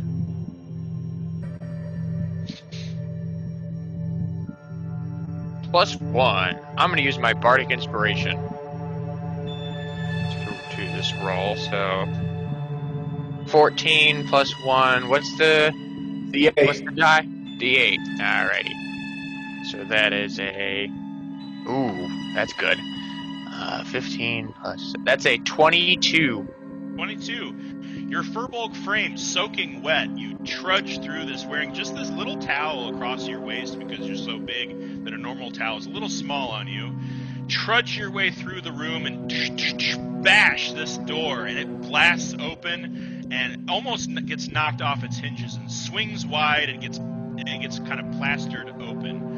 And you see in front of you like 7 or 8 people, some housing staff, and they all kind of are looking at you. Some guests kind of like peeking in, and they're like, "What the heck is going on in here? What's with all the racket and screaming?" And they look and they see this mutilated vegetable-like body of tentacles and thorns, all sprayed and smushed and splashed across the room.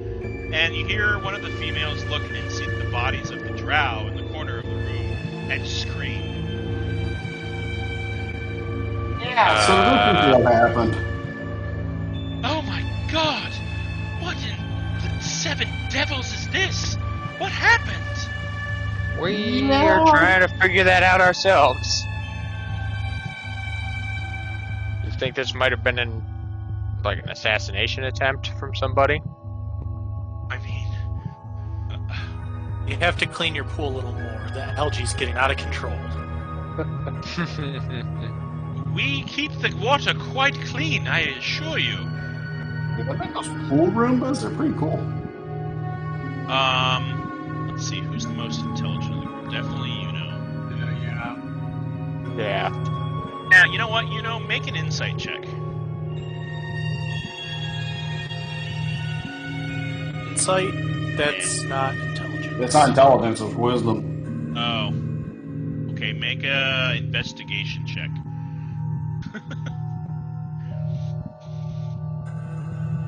23. 23. The only person that you know that came in after you was that human woman with dark hair who poured, those bath salts and bubbles and stuff and offered people wine and towels, and then she left, and that's when, shortly after that is when this happened. She's the only one that came in, and the pool looked completely clear from what you guys could see when you entered the room. Hey, where's that brunette-haired lady? Came in and served, towels and that sort of stuff. The dwarven woman that you encountered earlier, when you describe her, she swears there's no one working at the bathhouse that fits the description of that. They've got mostly halflings and dwarves. There's no humans that work for her. And, with a 23, you describe what she was wearing. That's not exactly the uniform. It's close. It's close enough to where nobody's passive wisdom kind of caught on to it. But, yeah. She didn't work there.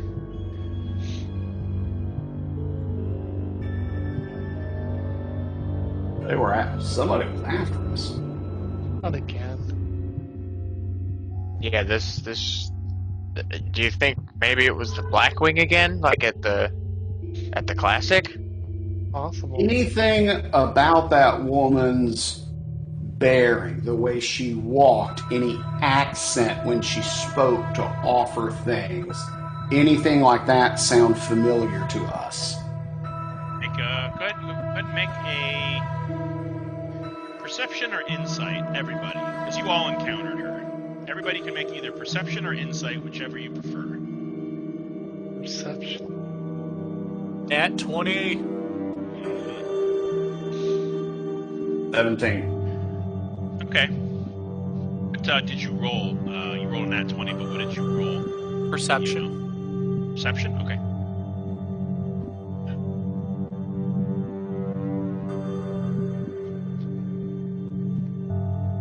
Alright, Baranor did not notice anything really in particular. he doesn't really discern accents. Maeven noticed that her accent was Marguerite, as it was kind of that French, kind of Cajun accent that's typical of the area of Marguerite. Kravish, you would know this. Kravish, you also clocked that. But this is Dane. It's made up of a lot of different people from a lot of backgrounds, but like the people that work at the Silken Platter, they sound like they're from Marguerite. So it didn't really strike you as odd. And she didn't carry herself in any way other than pleasant and polite. And when she asked you for what you wanted for wine, or if you wanted wine, she poured it. She seemed very unassuming. But as you go to, you're talking amongst yourself. I would like Axton and Koza, anybody else who has a proficiency in perception, to go ahead and make a perception check right now. Okay.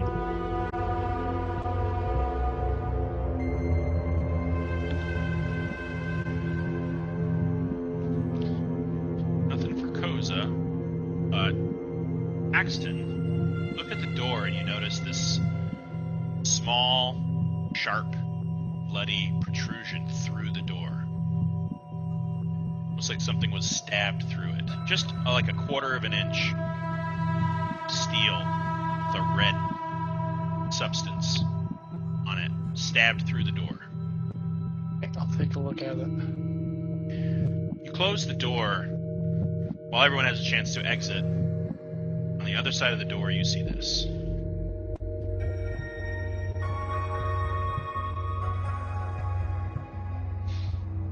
Blackwing again. Blackwing. I knew it.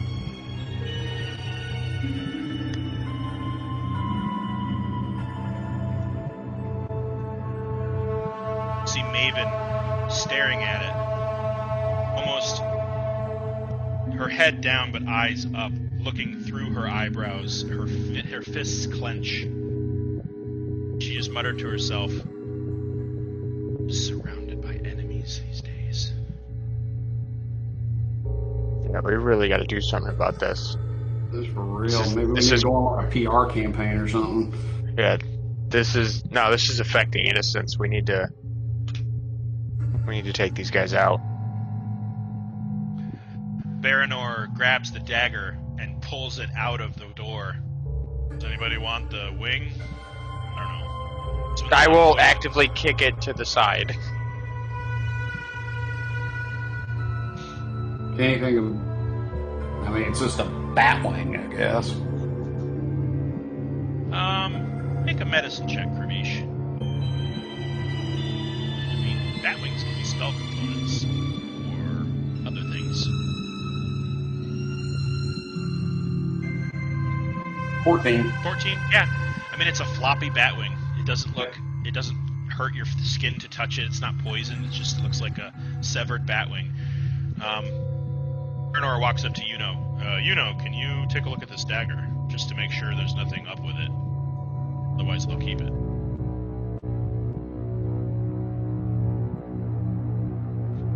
Sure. And I pull out my wand of Identify and tap it. Tap it.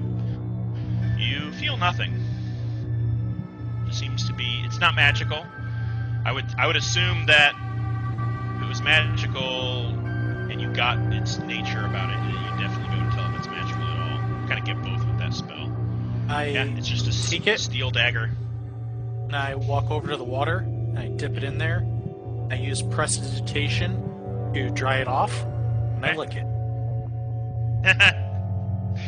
Tastes like steel. I knock it like a fingertip a couple times, and then I hand it back to Baranor. All right. This is all the official wizard. Yes. You're gonna catch a nickname if you don't cut that out, you know. Slobber monster. All right. All right. Oh, gee. They do offer you a refund, so Whatever it was, 2 gold apiece. You all can have that back. They apologize profusely, and it's about 8-9 o'clock at this point. You guys spent a few hours here, you know, at least a couple hours here. So as you sit here and kind of you're sopping wet clothes, as you just kind of grab them, and the water was splashed all over the room. Everyone's clothes is kind of slimy as it flung that weird tendril juice all over the place. Everyone's clothes is in need of some cleaning. Except for who uses prestidigitation to clean himself off. You clean Show the yourself love, off. man. You forgot to change your smell, so you stink like old plant material still. As you stand here, kind of contemplating what has just happened, and kind of shaking your head as this was supposed to be a place of relaxation, you know, knowing that the free-for-all is tomorrow, it's a little frustrating. And you kind of shake your head and pat each other on the back, making sure each other are okay. And we're going to go ahead and end our session there tonight. Oh, man. Jeez. Now, something I need to do, and then I'm going to have everybody move over to a map that I made because I want to do something. But I need everybody except Corey to hop off the chat, please. Oh. First case of whispers? I'm going to put a thumbs up in the chat when it's okay to go back, and then we'll finish out the session, okay? So everybody okay. Or Pravish, go ahead and hop out. So you want me to hop out? Oh no, everybody but you. Okay. Alright, it's just the 2 bots. Okay. Pravish, as the day winds down, you all make your way back to the Hargrove estate for an evening meal, a recollection of the day's events. You tuck into your food, just rattled by what had just transpired. You finish your ale, you down your stew, and with the day being the day that it was, you're just tired and you're ready to go to bed. Maeven catches your eye, she kind of gives you a nod, like, you okay? And you do your best to be polite, but you really just want to hit the sack. That night, you collapse onto your bed. I mean, you're just exhausted. Everyone is. What an ordeal.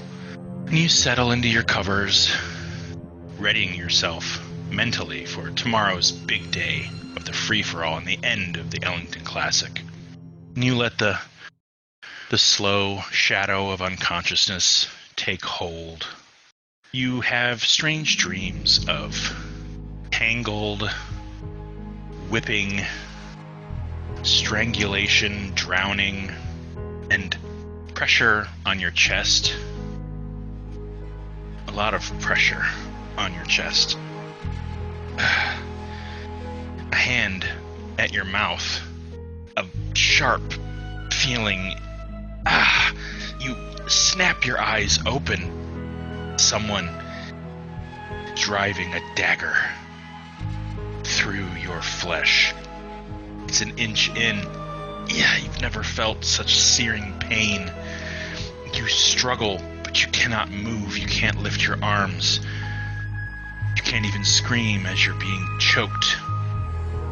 You follow the hand at your chest as the blade drives deeper. You can feel it pierce your ribs.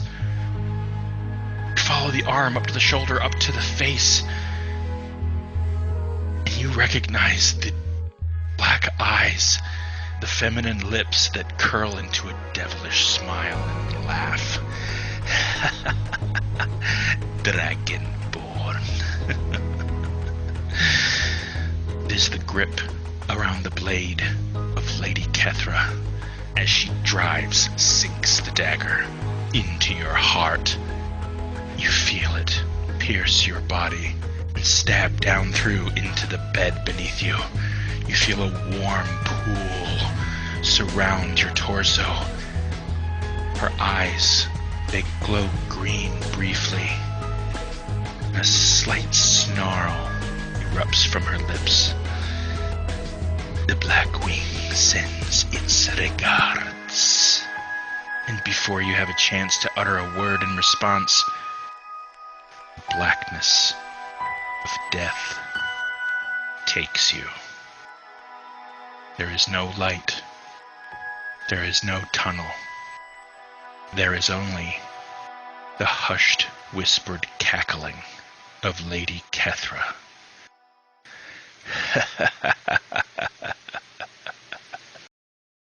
And then nothing.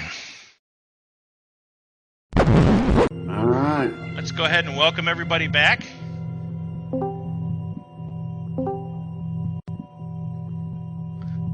All right, folks. Looks like everybody's back. If you could all go back to roll 20, I want to play test something. I've got ideas swirling. If you guys see that map, okay? I wrote down specific things. I would like everybody to zoom in as far as you can and see if you can read these items, because I'm testing something for a future Far map out? that I want to use. So if you guys want to just shout out what you guys see, if you're able to read it.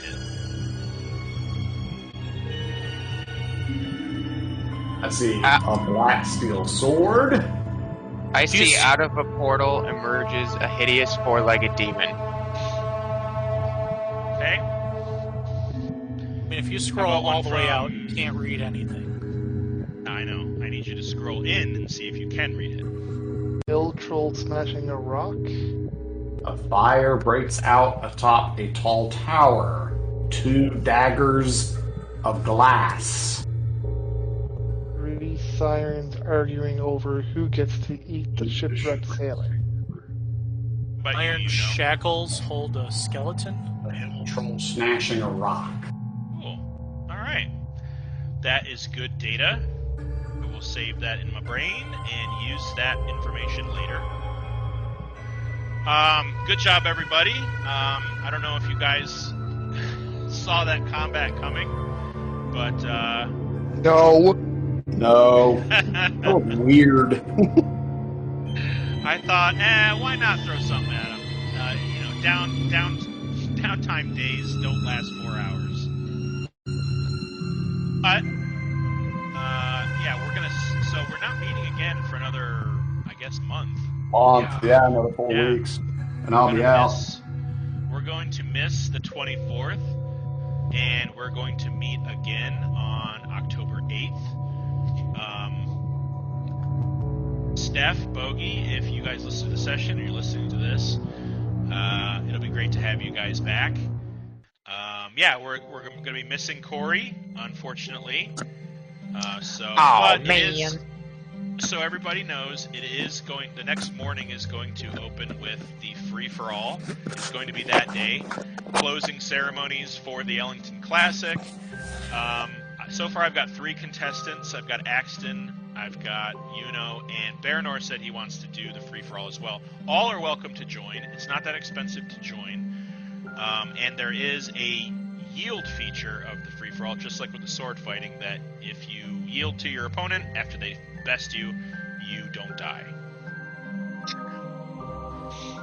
So think about it. You got a month to think about what you guys want to do. And we'll see everybody here on the 8th. I have a small question, Joe. Sure. I know that my armor was being worked on, but is it completely finished? And is there any different stats for it compared to my previous armor? It is not finished. It will not be finished before the free-for-all.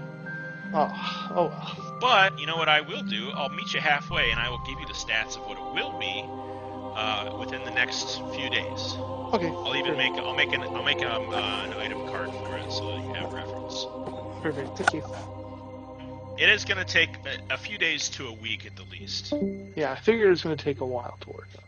Yeah, it's pretty cool though. The chest piece that you made looks pretty dope. I don't know if you guys have ever seen the Elrond armor from the Hobbit movie, not Lord of the Rings, the Hobbit movie, where it's that red interlaced metal kind of thing. It's kind of what it looks like, except it's like a bronzy color. So, all right, folks.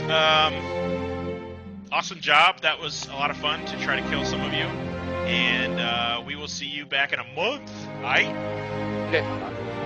Aye. Bye-bye. Bye.